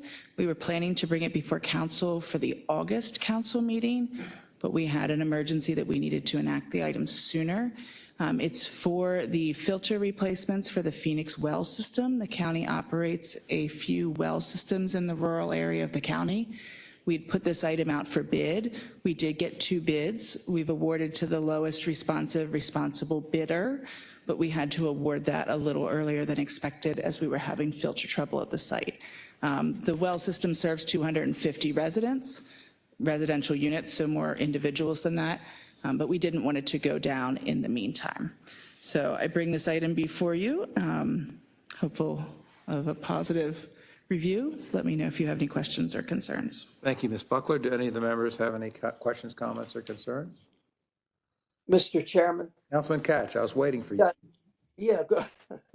Lauren, is this the one that the federal government paid for the wells and paid for maintenance up to a certain date because of the Nike site and the pollution to the area that it caused? Yes, this is one of those systems. Thank you. Thank you, Ms. Buckler. Thank you, Councilman Katz. Our next, thanks. Sorry. Our next item will be Major Paul Borowski, Baltimore County Police Department. Atlantic OccuSite. OccuSite.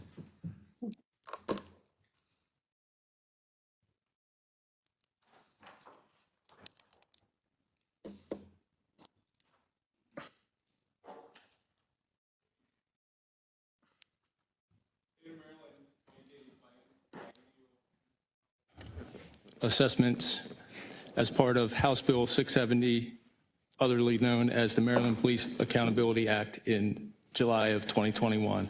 As a result, the Baltimore County Police Department developed a comprehensive program to schedule and perform the assessments in accordance with the terms and conditions of this legislation. We had initially planned, the department and the county, to utilize the existing Mercy Medical Center supplier contract at $295 per assessment with Atlantic OcuPsych. We learned that Mercy Medical was charging us a 15% administration fee to schedule the appointments with Atlantic OcuPsych. So approval of this contract will be a standalone contract with Atlantic OcuPsych, thus saving the county 15% or the administration fee. That's my presentation. Thank you, Major. Do any of the members have any questions, comments, or thoughts to share with Major Borowski? Councilman Young. Thank you, Mr. Chairman. The impetus for switching was specifically because of a surcharge from Mercy, who we have a contract with as a county as a whole? Yes, sir. We have a contract with the county as a whole for Mercy, not for these additional required mental health assessments. I understand. I appreciate you bringing this to our attention, and that you found a better way to save the county some money. Just curious, experienced any other fees associated with the services related to Mercy? Or No, sir, we have not. We also utilize Mercy Medical for all of our entrance level testing, medical and psychological testing, where there are no fees. But this was just beyond what was beyond the original in the scope. contract, so we're going outside. Yes, sir. Got it. Appreciate it. I might be interested in having a conversation with you after this about generally what services are being provided and what's outside of that, and then how we can be helpful moving forward. Yes, sir. Thanks, Mr. Chairman. Thank you, Councilman Young. Councilman Jones, sorry. Yes, Major Borowski, it's always a pleasure seeing you.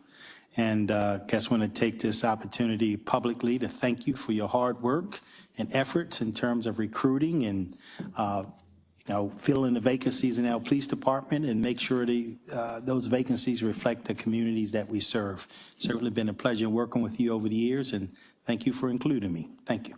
Likewise, sir. Thank you. Thank you, Major. Thank you.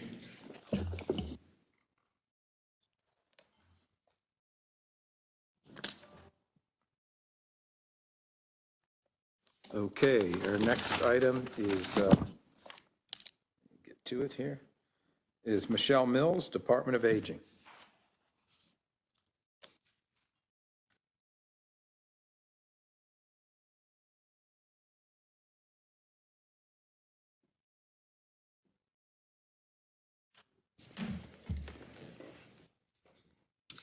Good evening, Michelle Mills with Baltimore County Department of Aging, and we are presenting 19 contracts for adult day services throughout Baltimore County for our folks that qualify. This is a start of another 5-year cycle for these contracts, with the contracts commencing on July 1, and will automatically renew for 4 additional 1-year periods. We get this funding from the Maryland Department of Aging and the Maryland Department of Health.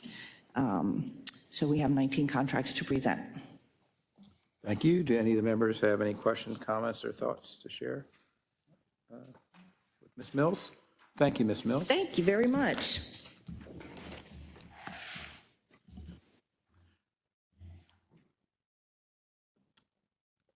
So taking a break from the agenda, I had an announcement to make, and I forgot to make it earlier. So I just want to make it now. So one of my team members, Justin Evans, his stepfather has been nominated to be fire chief for Montgomery County Fire Department and had his council nomination this afternoon. And Justin went down to support the nomination. So everybody keep your fingers crossed for Corey Smedley, next fire chief of Montgomery County. Congratulations to your stepfather, Justin. Yeah.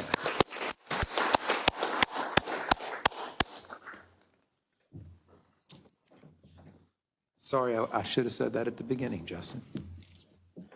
Okay, our next item is James Benjamin. Thank you, And Chair. there are 3 items for Mr. Benjamin. Members of the council, good afternoon. Excuse me. The administration is requesting approval of a contract with Whiteford, Taylor, and Preston to provide outside legal counsel with respect to litigation against the Baltimore County Police Department that was filed in Pennsylvania. The contractor will provide outside legal counsel with respect to this litigation filed. None of the county's attorneys in the Office of Law are currently admitted to the practice of law in Pennsylvania, hence the need for the contract. The contract commences upon council approval and continues through the completion of litigation. The estimated compensation totals $35,000. Thank you. Thank you, Mr. Benjamin. Do any of the members have any questions, comments, or thoughts to share with Mr. Benjamin? Okay. Next item, Mr. Benjamin, you have another item? Yes, Mr. Chair. Good afternoon, members of the council. The administration is requesting approval of a third amendment to a contract with Baker, Donaldson, Bierman, Caldwell, and Berkowitz to continue providing outside legal counsel with respect to litigation filed against the county attorney, myself, and the former director of the Office of Budget and Finance in regard to a Public Information Act or a PIA suit that's currently pending in the Circuit Court for Baltimore County, filed by the former county administrative officer, Fred Holman. The original contract commenced September 3rd, 2021, and continues through completion of litigation, including post-trial motions. The proposed Third Amendment commences upon council approval and increases the maximum compensation by $200,000 from $350,000 to $550,000 for the entire contract term. The proposed Third Amendment also increases the hourly rate for attorneys and paralegals to $495 an hour and $250 an hour, respectively.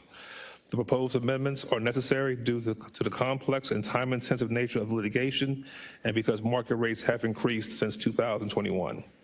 All other terms and conditions of the contract remain the same. I would note that as of June 18th, 2024, the value of services performed is $315,943. Thank you. Thank you, Mr. Benjamin. Do any of the members have any questions, comments, or thoughts to share with Mr. Benjamin? Hearing none, do we have any speakers, Ms. Belcastro? Yes, Mr. Chair, we have one speaker who is here in person. Okay. Fred Homan. Mr. Homan. Long time no see, Mr. Homan. Thank you. Wow.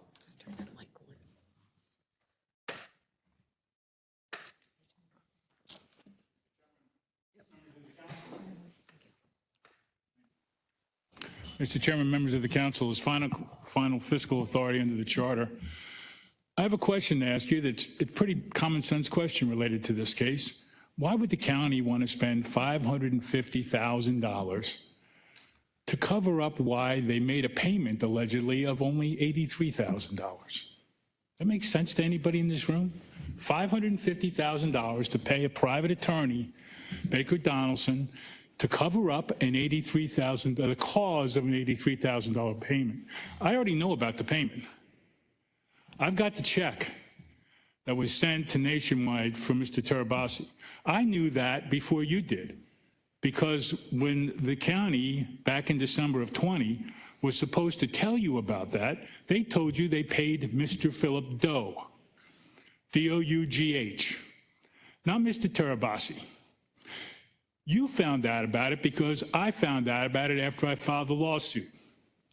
And then the press found out about it, and then the county had to correct it because the county didn't realize I had a copy of the check register to show that they paid Philip Terabasi instead of the Philip Doe they told you.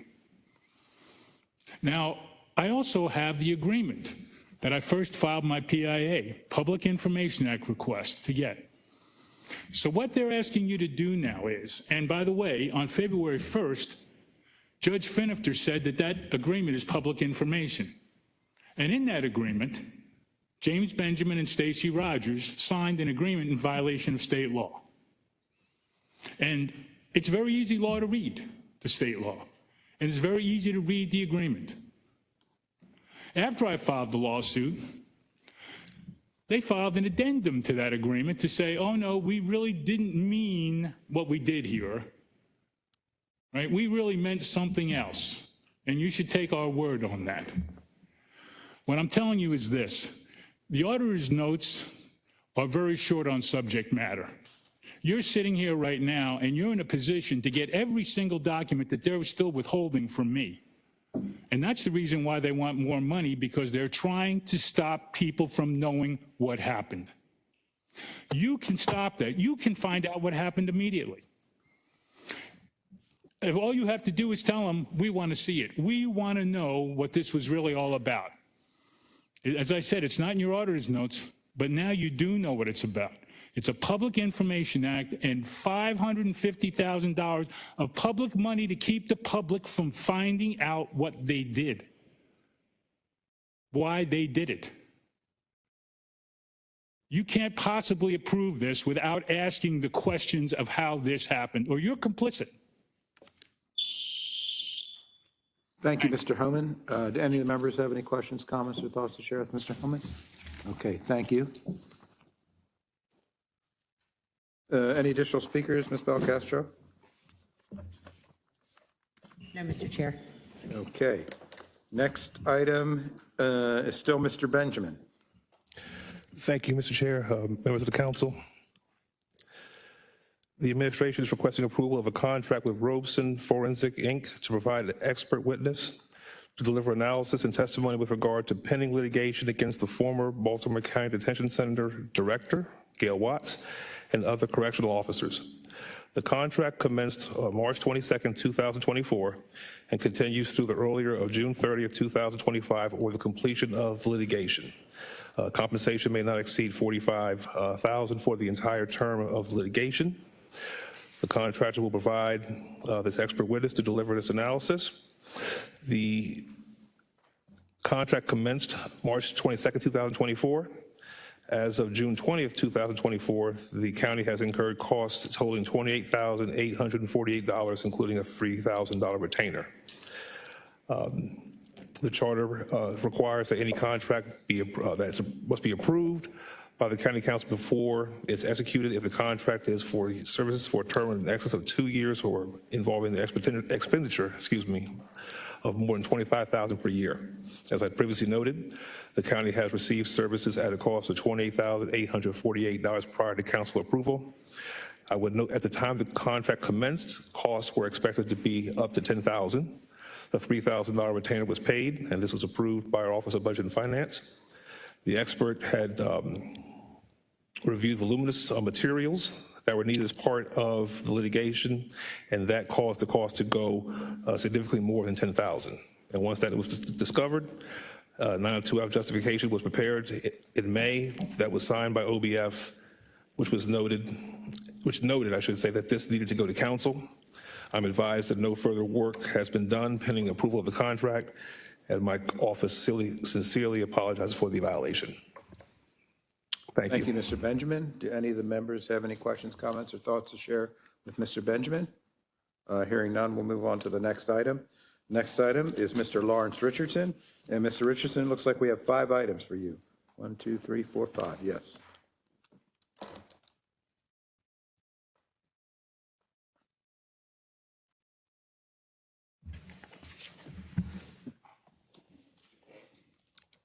Good evening, Chairman Patoka, members of the council.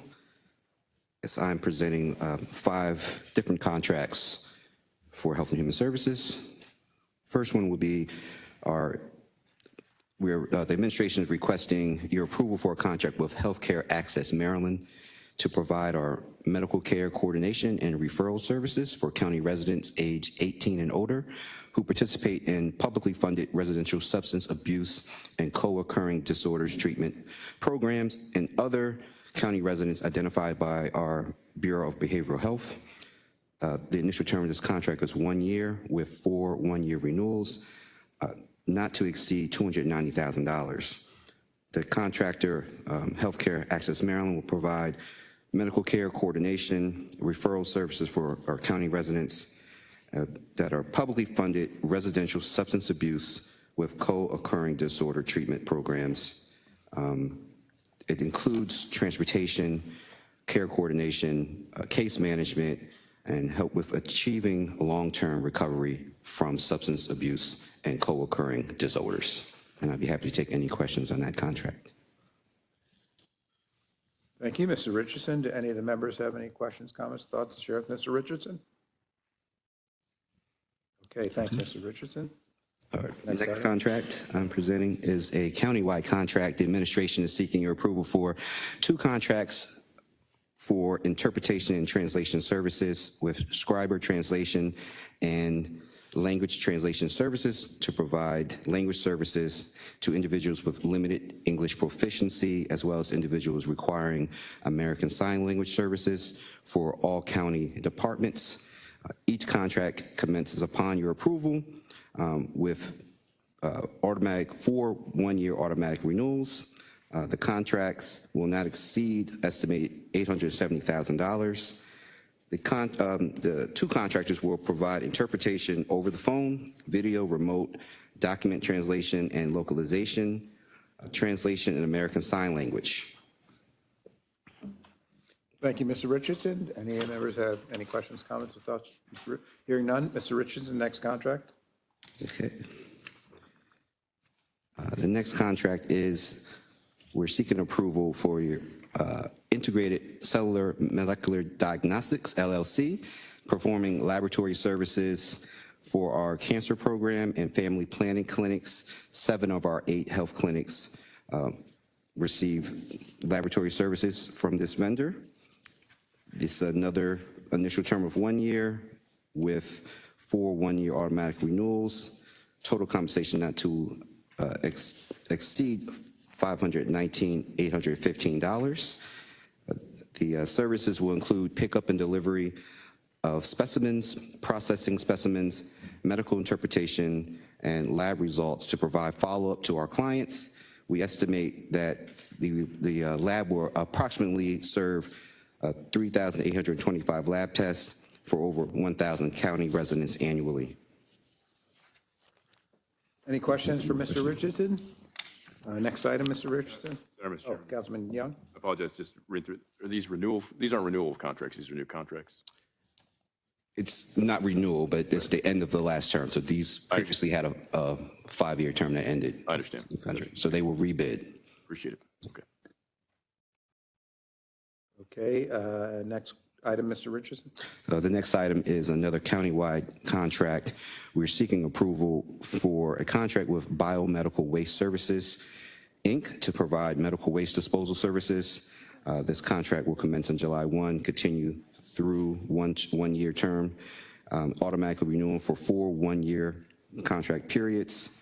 The contract will provide pickup and disposal of medical waste contained within Sharps kiosk located at the Drumcastle Government Center, 8 of our county health centers, our Department of Corrections, all police precincts, and firehouses throughout Baltimore County. The waste disposal contract, like I said, is a 1-year term with 4 one-year renewals. Thank you, Mr. Richardson. Any questions for Mr. Richardson? Next item.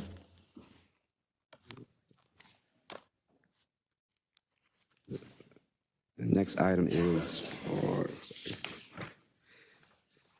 a addendum amendment to our, we're requesting a second amendment to our 2 contracts for our emergency transitional shelters, St. Vincent de Paul and Community Assistance Network, to continue to operate our county shelters. The St. Vincent de Paul operates the Hannah Moore Shelter in Reicherstown, and CAN operates 3 shelters within the Eastern Family Resource Center. These amendments are necessary for us to continue services as we are in the process of putting on an RFP for the operation of these services. So this is just a 1-year extension. Thank you, Mr. Richardson. Any questions for Mr. Richardson? I think that concludes it, huh, Mr. Richardson? I think so. Thank you, Mr. Richardson. Thank you.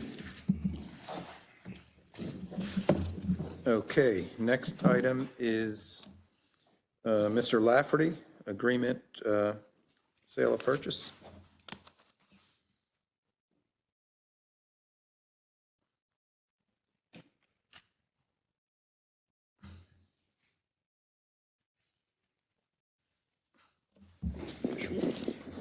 Good evening, Mr. Chairman, members of the council. The administration is requesting approval for a purchase and sale agreement with Macy's Retail Holding Company, LLC, to acquire 4 parcels of land of approximately 8.992 acres for $6.5 million. This acquisition, this is at the Security Square Mall property. This acquisition will further advance the county's redevelopment efforts and help us to further redevelop the vision for the mall property that was first laid out by the community back in 2022. Macy's owns the 154,000 square foot Macy's department store, as well as 2 out parcels in a stormwater management facility that we intend to purchase. They do own a 4th parcel that's actually currently occupied by Chick-fil-A and will be occupied in the future by Panda Express. They will retain ownership to that site. One of the parcels we would be acquiring is to the east of the primary entrance to the mall, which is across from the Chick-fil-A site. The other parcel to be acquired would be between Lord Baltimore Drive and Rolling Road to the south of what is the Weiss Market. This also then would enable us to have access to the site through 2 of the main entrances to the property. The proposed acquisition of $6.5 million is nearly $3 million under the $9.453 million total appraisal that was provided by professional appraisal. The contract contains a leaseback provision for Macy's store for $1 a month through March 31 of 2025, with 2 additional 1-year renewal periods. This will enable Macy's to continue its operations and retain the employees it has. Macy's has already advised its employees of their intention to close the store next year. The seller also will continue to pay any of the common area maintenance expenses during this leaseback period. The parcel directly to the west of the Chick-fil-A has a stormwater management pond. We've had environmental protection and sustainability look at that facility. And like many ponds, it will require some basic maintenance. At a future date, upon any improvements to the overall site, there may be a capital upgrade of roughly $500,000. This would accommodate the 100-year storm requirements that the state has established for all facilities. Given the benefit that upgraded stormwater management facilities have or could have upon the overall redevelopment, the administration is willing to accept this infrastructure upgrade, which is actually one of the items that's funded through the state appropriation. This acquisition and the broader effort to revitalize Security Square Mall has been fully funded by prior appropriations approved by the County Council in FY23 and FY24 budget cycles. The total funding made available is $30 million, $15 million of which has come from the state of Maryland. And certainly we appreciate the County Council's support for our prior acquisition of 2 properties, the former Sears site as well as property along Rolling Road, and for the support of the contract with Redgate Real Estate Advisors, who we've been working with now in a due diligence phase before we move to a more market assessment. By purchasing these assembled properties, we will control nearly 40% of the land, which will enable us then to drive a market-driven redevelopment process and really help to revitalize and realize the desires the community laid out in the charrette. It also will enable us to position the property for a significant return on our investment at the time of redevelopment. So the administration requests the council continue its commitment through approval of this purchase and sale agreement. Thank you. Councilman Young. Thank you, Mr. Chairman. Mr. Lafferty, thanks, and thanks to the administration for just engaging with my office. I know that it's in my district, but also has an impact on other districts outside of mine where it resides. I think you referenced this, just want to also clarify too, because of the work that the council has done previously, the attention that the administration and the counties put on the property and the support we've gotten from the state played a positive role in the negotiations with Macy's, correct? Yes, it did. Right. And I know you referenced the total cost versus the appraised value. I just wanted to thank you for being poised to think outside the box and also be ready when an opportunity presented itself. I don't think when we started over a year ago from community folks gathering and bringing attention to Security Square and passing legislation here to to provide tools to the county to address redevelopment. I don't think we would have ever thought a year and a half later that 40% of that property would be under county control. So appreciate you all being prepared and willing to negotiate and discuss with the property owners and think about a vision that represents everybody in a new way that I know the county hasn't pursued in the past. And appreciate my colleagues' entertainment of discussion around this as we've been moving forward to see something new in an area that's been historically neglected. Thank you, Councilman Young. Any of the members, Councilman Ertel? Director Lafferty, are there any hidden costs here? Like, you know, the Sears building, we're putting a $500,000 boiler in to keep the sprinklers running. Are you going to come back to us in a couple months and tell us we need to pony up more money for something else? As part of our due diligence, we are looking at the condition of the building, Councilman, and we don't have a price tag on what may be required. We do know that until March 31 of next year, it remains a property that would be leased back to Macy's, so they have responsibility for that. But we will go through a due diligence to determine what, if any, improvements may be needed. Okay. So there's possible more cost. There's always possible costs if you acquire a piece of property, and certainly what we found with Sears was that since we do occupy the building and use it for storage, and recently the police used it for a gun buyback, and in fact we may use it during the process. Actually, a part of our contract with Redgate Real Estate is to look at activation of the site, and it has been suggested that the building itself could be utilized. So the need by property management to invest in the boiler obviously still meets the need for the county. I can't speak to the condition of the overall condition of the Macy's property building. Is the mall active there? Yes. So we're buying buildings that are attached to an active building that we can't really shutter. Yes, I mean, that's true. The Sears is attached at the other end of the, I of the mall. understand. And that was shuttered already by the time we purchased that property. I just hope when we finally develop here that we're going to recover the costs that we've put in here, not only just what we paid, but ongoing maintenance costs as well, that if we're going to sell these off to private developers or, I mean, I seriously doubt we're going to develop these ourselves. We're not in the construction business in that way, Councilman. Certainly that's one of the reasons for having Redgate on contract, is to give us guidance as to what's the best way to structure any redevelopment going forward. Much of the conversation has had to do with a public-private partnership, whether we retain property, the ownership of the land, whether we sell the land, whether we have a partnership and long-term lease agreement.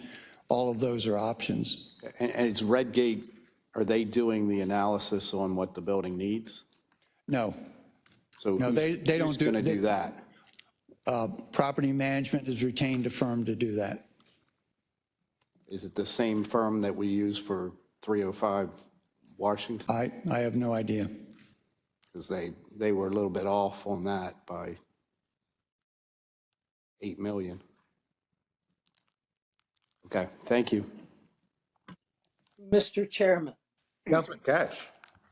Yeah, Steve, just two questions. The first one is, with the Macy's store, were the plans for the revitalization, did they include Macy's being there? Or, I mean, is this a shock that Macy's is leaving? It's probably not a big shock. They have been repositioning their portfolio across the country. And they're looking to shutter 100 to 150 of their properties across the United States. They were looking at Marley Station, for instance, is another facility that they are also considering, and they looked at this one as well as underperforming. So I don't know that any of the employees nor the people who shop there expected this, but I think Macy's has been examining that possibility for a while. So in essence, then the Macy's store staying there was not actually part of the redevelopment plans. The Macy's people actually approached us about the property. We did not seek that out. They came to us looking again as they're looking to reposition their portfolio. They saw us as a potential purchaser. But they also want to go through the holiday season before they actually close out.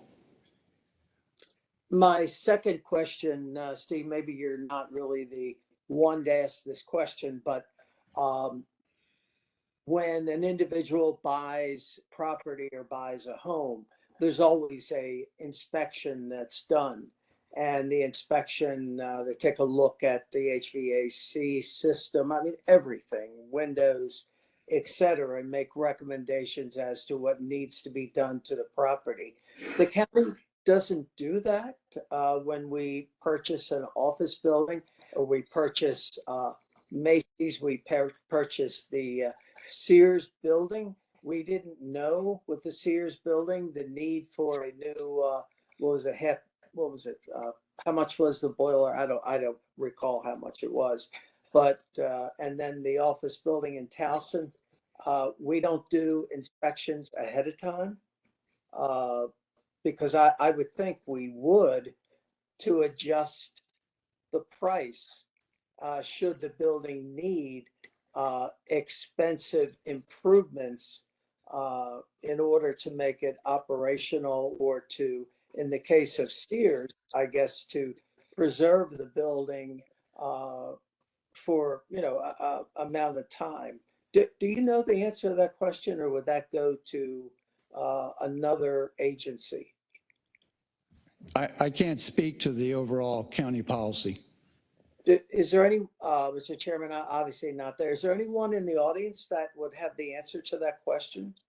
Is Ms. Schindel here? Seems like I'll go to the CAO, Madam CAO. She's not here, but we'll get the question and we'll provide you a written response back, sir. Okay, so you don't know right now whether or not the county inspects buildings that we're thinking about buying ahead of time. You don't know whether we do or not.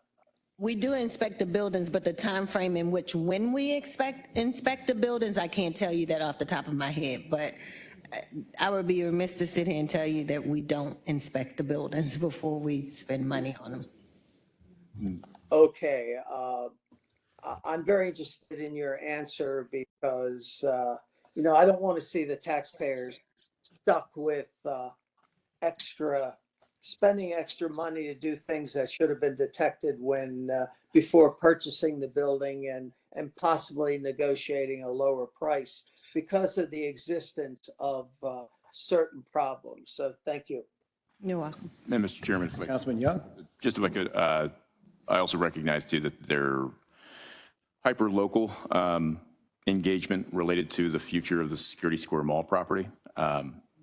From the state level, from the council level, we've been engaged in charrette processes, presentations of what those community-involved discussions led to in terms of a vision for what could be there. I can't speak to the question related to what the county's process is for evaluating or inspecting a building, but just I think it would be also beneficial now, as I had mentioned too, I don't think anyone that was involved in this believed that this quickly, or even ever the county would own this much of the property this quickly. The Sears property was one thing. This was an opportunity that, as I understand it, presented itself to help move that vision along. That won't be done by the county, but in terms of recouping costs, bringing someone else in, which I know that Redgate is the county's consultant related to what happens next with property that the county now owns.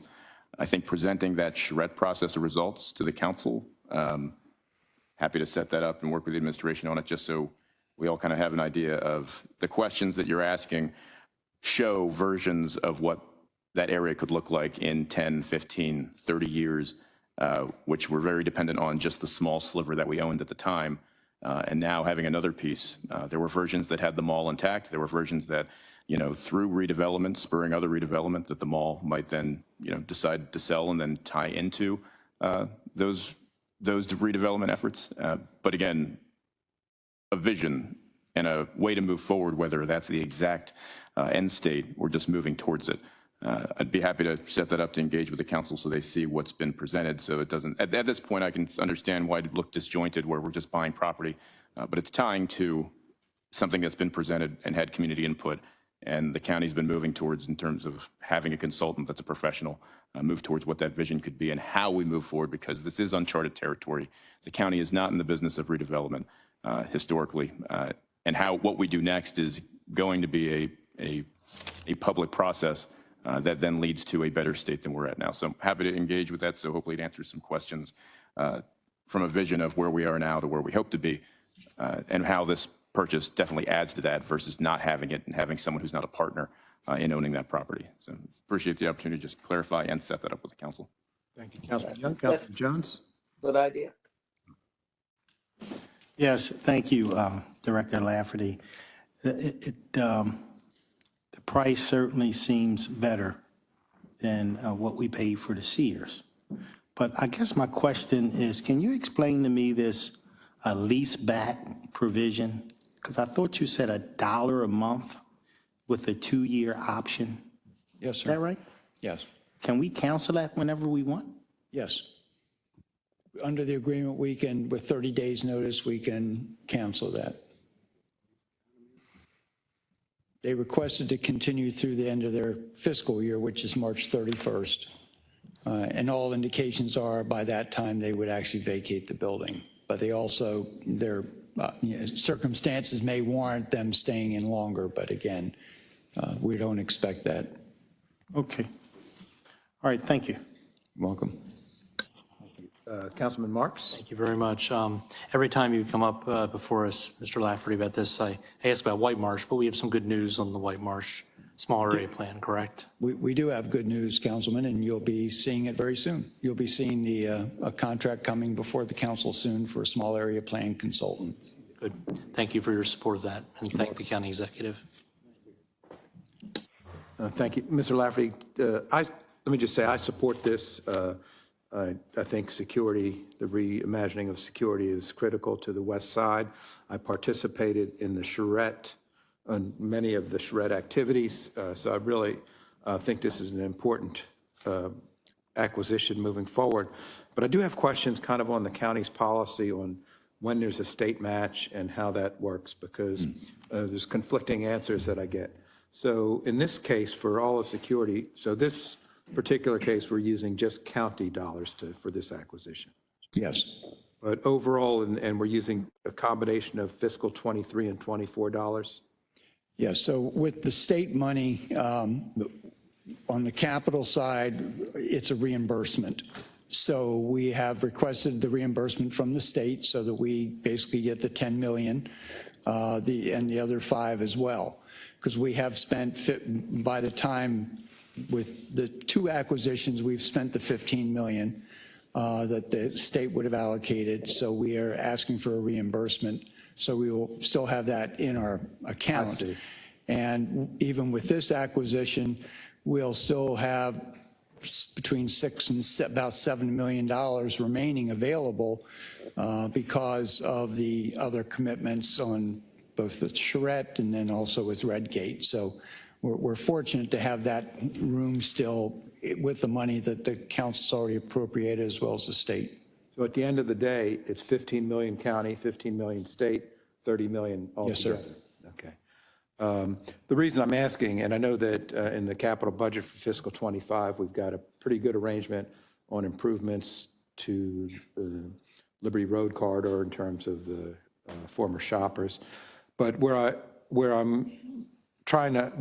don't quite understand is, so the number one priority in the second district was the Pikesville Armory, and the Governor Moore was kind enough to allocate $5 million. And so when it was requested for this number one priority to match the governor's investment in the Pikesville Armory with local dollars, the administration came back with only $500,000. And I was told by the administration, and I think Mr. Croner, you shared this with me, that we only do a 20-80% match to state dollars. And in this case, it was even 90-10. And so I'm trying to understand, like, when do we do a 50-50? When do we do a 90-10? Is it specific to certain projects, specific to certain districts? And these are all like what's happening at security is going to be transformative. There's no question in my mind it's going to reshape the western side of Baltimore County. Similarly to the shoppers, it's going to be transformative to the Liberty Road corridor.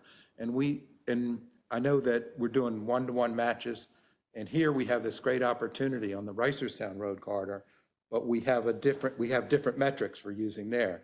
And I'm not pointing at you, Mr. Lafferty, on this. I'm just saying I don't understand the physics, the funding physics of this as to what is the calculation of one-to-one, and then in certain areas we'd say, well, we're not going to do one-to-one, we're going to do, state will put up 90%, we'll go 10%. And so it's just, I'm just confounded. I guess I'm confounded by that the budgeting practices and the processes that go into these decisions, especially when we're talking about not like acquisition of not talking about acquisition of vacant land in the 7th District, or we're not talking about an office building in Towson. We're talking about transformative projects that change the dynamic of the entire west side of the county. And we have this opportunity. And so I'm just going to once again point out that it's confounding to me. And at some point, I hope not to be confounded by our budgeting processes. We should be transparent. We should be enlightening to look for these transformative projects.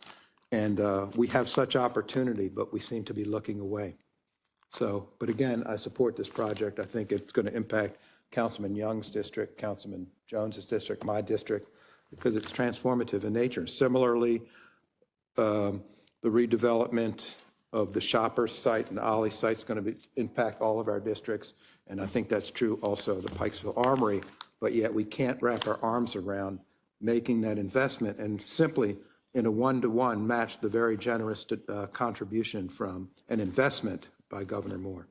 So I'll stop there and just, I have to continually share this with every other investment that takes place that uses different metrics. So I don't have any additional questions, and I'm just being rhetorical. Any additional questions? Yeah, Mr. Chairman. Yes, Councilman Katch. Yeah, Steve, again, maybe you're not the right person to ask, but are we, the purchase price of Macy's is what again? 6.5 million. Are we under contract for 6.5 million? That is the purchase contract, yes, sir. So let's say that evaluation of the building reveals that we need $1 million in emergency work because the roof's leaking or it's going to leak. It will cause a lot of destruction to the building. The heating system is about ready to go and, not to have the pipes burst, et cetera, that these improvements, which let's say they cost $1 million, do we have any flexibility to adjust the price to help the county with some of this extra money that had Macy's stayed there, they would have had to spend anyhow on the building? Well, the reason for our due diligence, Councilman, and why property management has retained a firm to look at the building is to see if there's any need for an adjustment or whether or not the contract should be an adjustment in the price. He has an opportunity to pull out of the contract. I mean, sacrifice or deposit, but that's the nature of the contract itself. So, and obviously we can negotiate as well, should we find that it's going to be a large expense to do emergency work on the building. right? I mean, you can renegotiate or pull out whatever. That is correct. Well, we do have the option of canceling the contract. But, no, well, okay, but not necessarily, not necessarily trying to negotiate the price then in lieu of the new information. Well, we'll have to see what that information is, Yeah. Councilman, and see Oh, I what hope what it's is warranted. don't misunderstand me. It's just that, I don't want the same situation that happened in Towson to happen here. That's what it amounts to.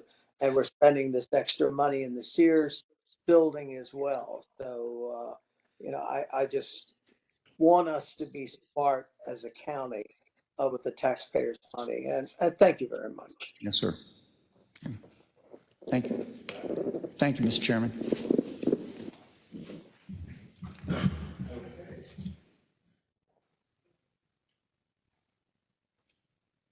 Next item, Mr. Walt Pesterke, Director of the Department of Corrections.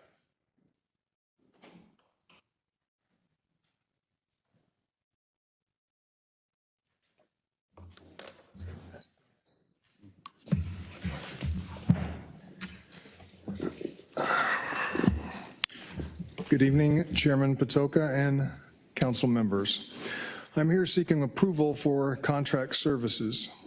This supplier contract establishes a term contract with Pigeonly Incorporated for mailing handling services for Baltimore County Department of Corrections.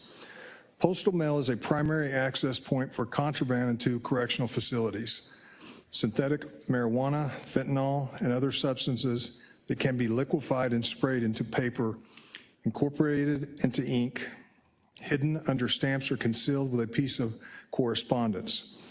BCDC currently handles mail for incarcerated individuals on site, spending many man-hours per day opening, scanning, copying incoming mail. Current scanning methods are not adequate to detect and intercept illegal contraband. The introduction of liquefied fentanyl raises significant concern for the safety of our officers, canine staff, and incarcerated individuals' exposure to potentially harmful contraband.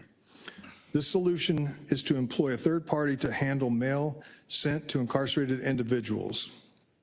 The vendor sets up a P.O. box for all correspondence. Incarcerated individuals and their family and friends are directed to send all mail to the P.O. box. The vendor provides the services to open, scan, and print a hard copy of the correspondence. Cleaned copies are mailed to the Department of Corrections via priority mail and then distributed to incarcerated individuals. This process eliminates the danger of illegal substances or contraband making its way into the facility. The vendor also has a procedure for handling confidential, privileged legal mail, which cannot be processed in the same way as regular mail. The vendor obtains credentials for attorneys and verifies their status as legal counsel. Lawyers are given unique QR codes, one-time use, return labels, which allows the lawyers to send tracked and identified mail directly to their clients. Due to the emergency nature of this service, the county has not had the ability to secure competitive bids. This multi-year agreement with Pigeonly gives the county time to explore available options for these services in the future. Any questions? Thank you, Mr. Pesterfield. Do any of the members have any questions, comments? Councilman Hertel. Yes, Director Pesterfield. The mail currently goes right to the detention center? Is that? That's correct. So on an average day, how much mail would you think you get? Well, right now we average between 1,000 and 1,100 incarcerated individuals. So if you kind of add that up, the volume can be very high. So a couple hundred a day, or? Yes. And does that tend to be personal mail? Do they get bills there? Do they? No, the majority of it's personal mail. Okay. All right, thank you. Mr. Chairman. Yes, Councilman Young.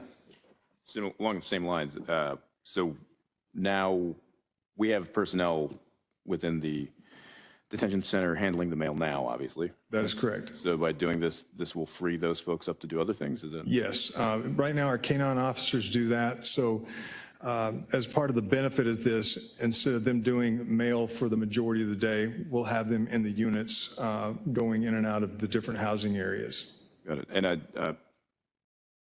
if you could, just, I know you mentioned the emergency nature of this, but contraband coming in through mail isn't new. Again, it's not my background, but and fentanyl is not new either. I guess I understand we didn't go through competitive bid here because of the emergency nature. Has there been you referenced it, but it's been an uptick in terms of Correct. As of late, we've had multiple inmates or incarcerated individuals that have come up positive, and they were urine checked because of their either there's an emergency medical or because of their behavior. So, and these individuals are not new. When somebody comes from intake, they're brand new, it's very common for them to test positive for narcotics and whatnot. But when somebody's been there 20, 30, 60 days, 6 months, and they test positive, that's not an intake issue. That's contraband being brought into the facility. And it sounds kind of crazy, but they will, somebody on the outside will, dip it in liquefied. It can be methamphetamine, it can be fentanyl, which obviously we all know how deadly that can be. And it puts our officers in grave danger too. Good. And this will be handling all mail, or it'll determine which ones are? All mail will go to a depository. It'll be scanned. It won't be the same mail. It will be copied, new envelopes. Then that gets sent priority mail within 24 hours back to our facility, where then it's distributed. So there's no opportunity for contraband to be into it. Right. And I guess I also understand the nature of the department and our employees handling inmate mail. Now I'm just trying to also wrap my head around contractors now handling private mail and then giving it back to our employees for disbursement too. Yes, and also part of the benefit of this too is when it scans, they have a computer system that has a list of names, phrases, street slang and whatnot that it gets uploaded. And if there's a flag on it, say somebody says, hey, we're going to, bomb a police department or whatnot, that gets uploaded. We get sent that electronically, so then we can share that with law enforcement too, or the other criminal activity that goes on between individuals, gangs, and whatnot. Okay. All right. Thank you, Mr. Chairman. Appreciate it. Thank you, Councilman Young. Okay, thank you so much, Mr. Pesterfield, Director Pesterfield. Okay, next item is Bill 4124, zoning regs uses in the BLR zone, animal boarding places. And this is a bill that I'm sponsoring. And this bill, absent of a total rewrite of our zoning codes, we need to make tweaks to address retail behavior and behavior of our bricks and mortars facilities. And this allows for a need today, and that's animal boarding. And it allows for the BLR zone so that we can have this use in that particular zone. Any questions, comments, or thoughts? Okay. Next item is Councilman Crandall's item. Mr. Chairman, I think we have one more fiscal matter. Oh, did I miss it? Oh, well, it's two. It's item 13 on the order, fiscals 5 and 6, page 32.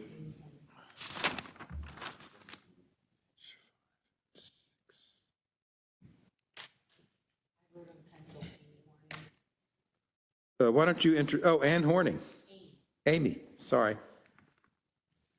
Ms. Horning, I'm sorry I made you wait. We have Deb Schindel. Okay, I missed it. Total sorry about that.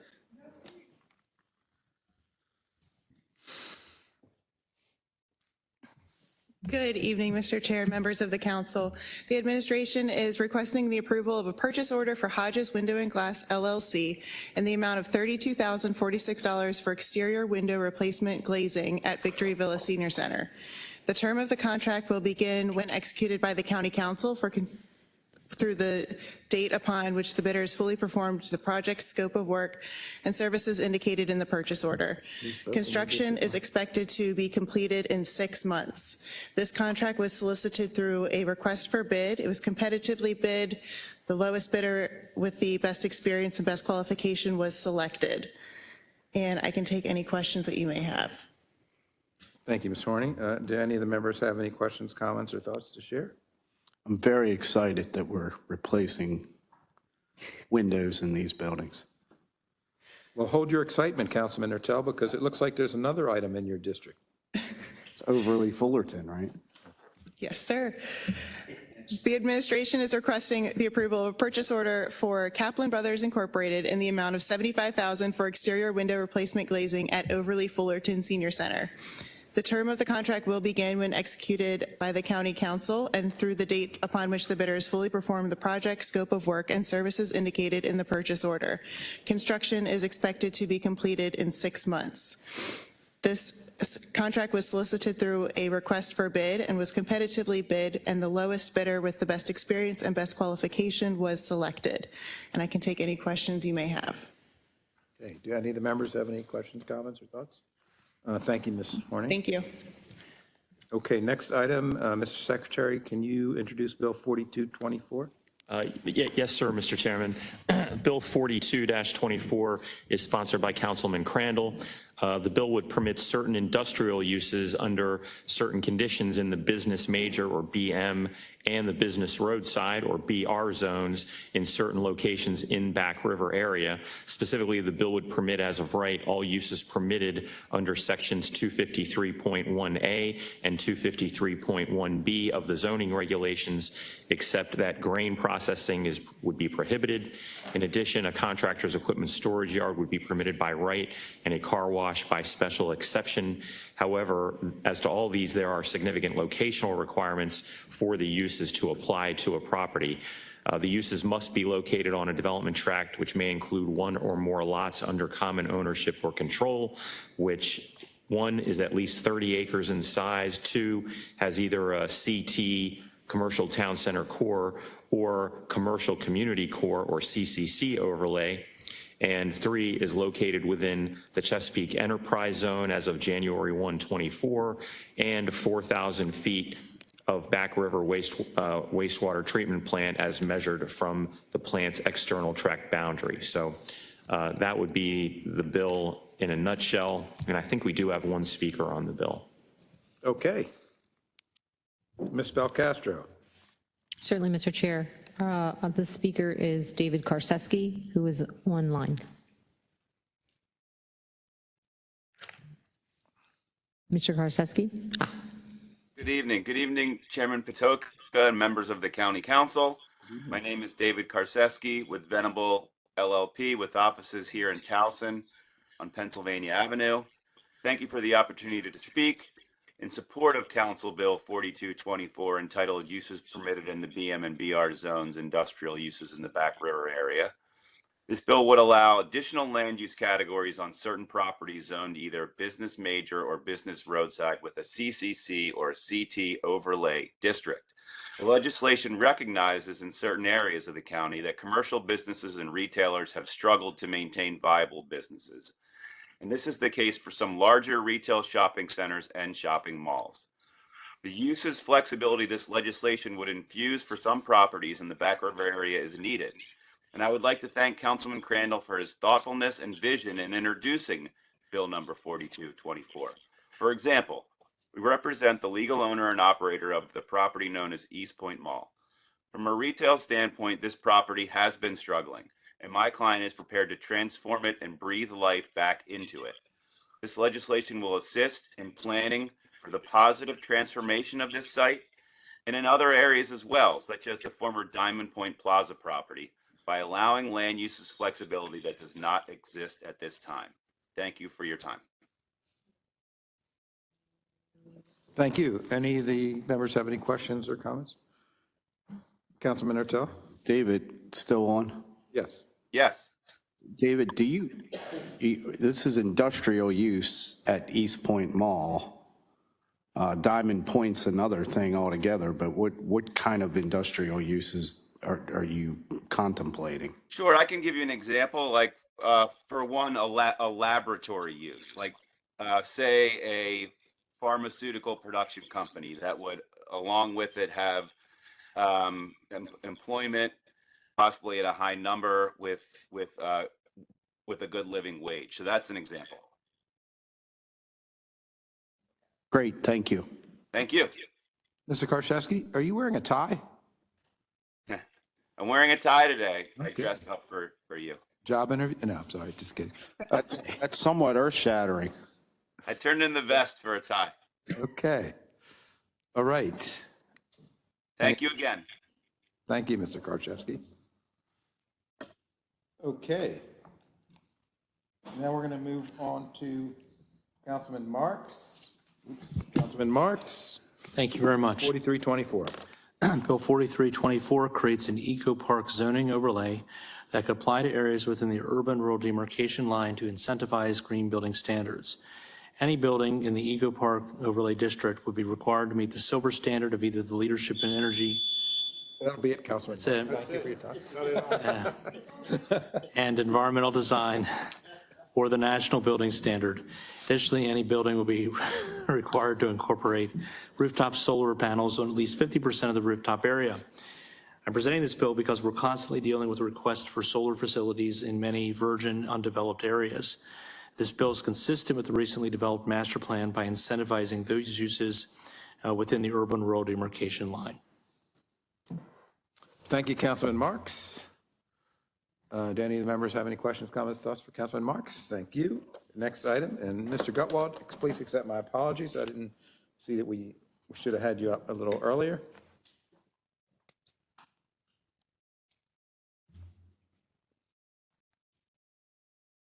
This is Bill 4524.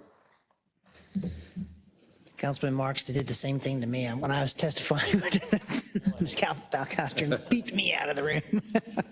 Good evening, Mr. Chairman, members of the County Council. Bill 4524 amends the method of calculation and timing of collection of development impact fees for new residential development. As you are aware, currently the development impact fee for residential development is collected at the time of settlement, and it's based on the gross sales price of the house at 1.5% of the gross sales price of the house. This bill would change the timing of that collection at the time when they make building permit application, and it would be based on the square footage of the residential unit, calculated at $6 per square foot. The $6 square foot was benchmarked against other local sister jurisdictions around the Maryland area. This $6 a foot would put us right in the middle of the pack of other jurisdictions that charge impact fees for residential development. At this time, I'll just take any questions if you have anything. Do any of the members have any questions, comments, or thoughts to share with Mr. Gutwald? Okay, thank you, Mr. Gutwald. Thank you. Mr. Chair. Yes. Ms. Sean McIntosh also registered to speak on this bill. Okay. She could not stay on the meeting. However, she's in favor of the bill, and she's going to submit written testimony via email. Thank you very much, Ms. Belcastro. Okay, was Mr. Gutwald the penultimate item of today? Okay, we are not. Sorry, Mr. Gutwald. Okay. Next item is Councilman Marks, BL Zones, Community Buildings, Fraternal Organization. Thank you. This is a pretty straightforward bill. This amends community building use standards in the BL zone. It allows for fraternal organizations to qualify under this standard. Okay. You're the penultimate item. I am. Yes. Okay. Okay. There's one more item. I believe it's Mr. Ertel's planned Okay, unit Mr. development Ertel. resolution. Am I up? Yes, you're up. Holy moly. So this is Resolution 3224. It's a PUD at Loch Raven Overlook. I had talked about the project's actually called Loch Raven Overlook. And what we're doing there is it's going to be an apartment building that is replacing a long dilapidated hotel motel on Loch Raven Boulevard. This is going to provide affordable housing, 122 units of affordable housing, and help us get to our goal of 1,000. The current building was built in 1962. It's in pretty bad disrepair. We've had a lot of crime issues there, prostitution, drug sales, bad behavior of all kinds. And we're excited about this project because we feel like it's going to stabilize that piece of Loch Raven Boulevard. The community is in support of it. And we hope to kind of build around this project and on a revitalization of the Loch Raven and Joppa Road corridor there. So I hope I can count on everyone's support for this PUD resolution. Thank you, Councilman Ertel. Do any of the members have any questions, comments, or thoughts for Mr. Ertel? Okay, hearing none. Is that we have no additional items? Okay. That was the last item, sir. Well, thanks, everybody. This concludes our hearing. If anybody's following along, Gunnar Henderson, I was informed, hit a 2-run home run. And we're up for the moment, 2-1. But the Guardians are rallying. Okay, thanks, everyone.